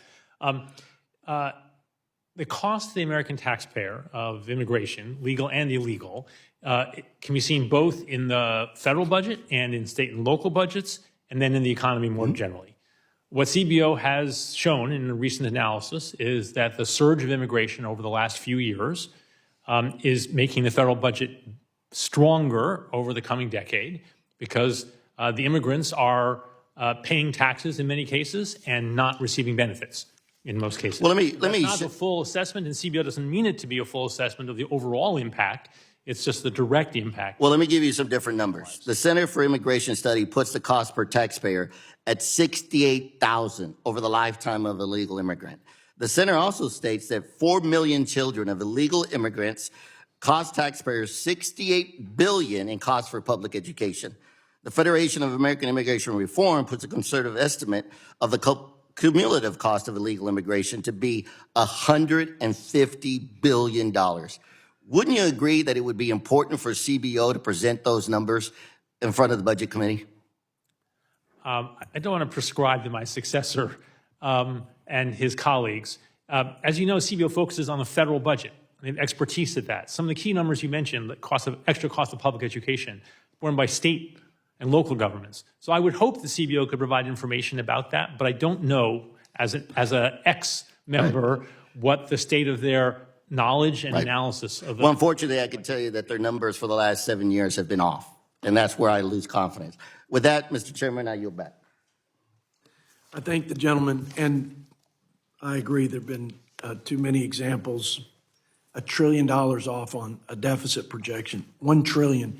Look, it's hard to predict the future in any scenario, and certainly over the last few years, I would suggest, because of a lot of the executive actions, but we can and must do better. I couldn't agree more with Mr. Lopez. Thank you all. Again, it's been a great conversation, a great day for America that we're having it.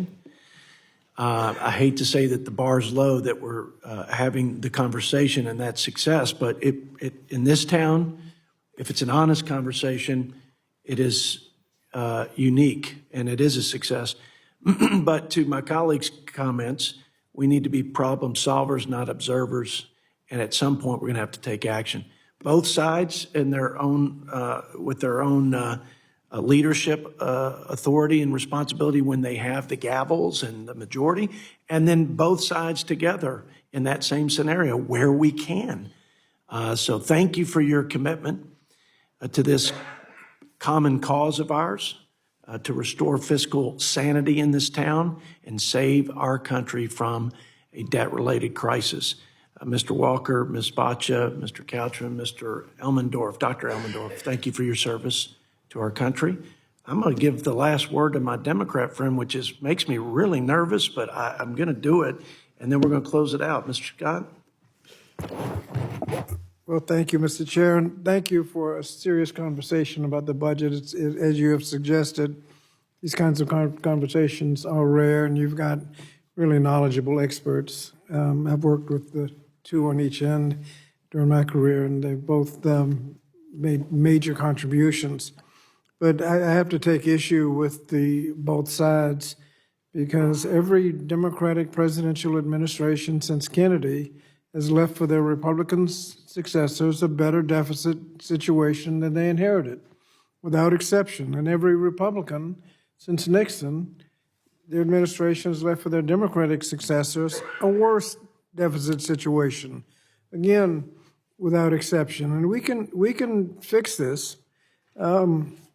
We did it during the Clinton budget, and I think I'm the only one on the committee that actually voted on the Clinton budget, for the Clinton budget, and it showed that it can be done. Only Democratic votes in the House and Senate.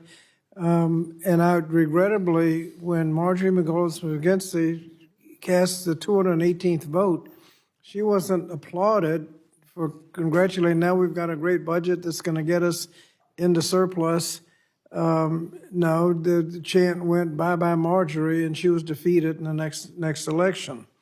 But one of the things that I think can be most helpful is pay-go, and you see the difference in the two sides on pay-go. Democrats, if you have a new spending plan, you have to pay for it. You have to either come up with spending cuts to pay for it or new taxes to pay for it. If you have a tax cut, you've got to either spending cuts or other taxes to pay for the tax cuts, called pay-go. Under Republicans, you have this cut-go, where if you have a new spending plan, you have to pay for it, either cut spending or new taxes, but tax cuts don't have to be paid for. I mean, what could go wrong? Maybe the massive deficit-causing tax cuts that over the years that have caused all of those problems. But I think it's just a different, it shows why there's a difference in administration. But getting the budget under control isn't going to be easy. Not until members are willing to cast difficult votes like Democrats did in 1993. Progress will not be made, but I look forward to budget proposals that will not just offer procedure, but offer the actual ability to address the deficit. And Mr. Chairman, your leadership in substance, I think we may be able to get there and look forward to it. I think my friend and again, appreciate his leadership and service, and let's continue the conversation. And this, I'm supposed to give a formal deal. Let's see here. Please be advised that members may submit written questions to be answered later in writing. Those questions and answers may be made part of the formal record. Any member who wishes to submit questions for the record may do so within 7 days. And with that, we're adjourned.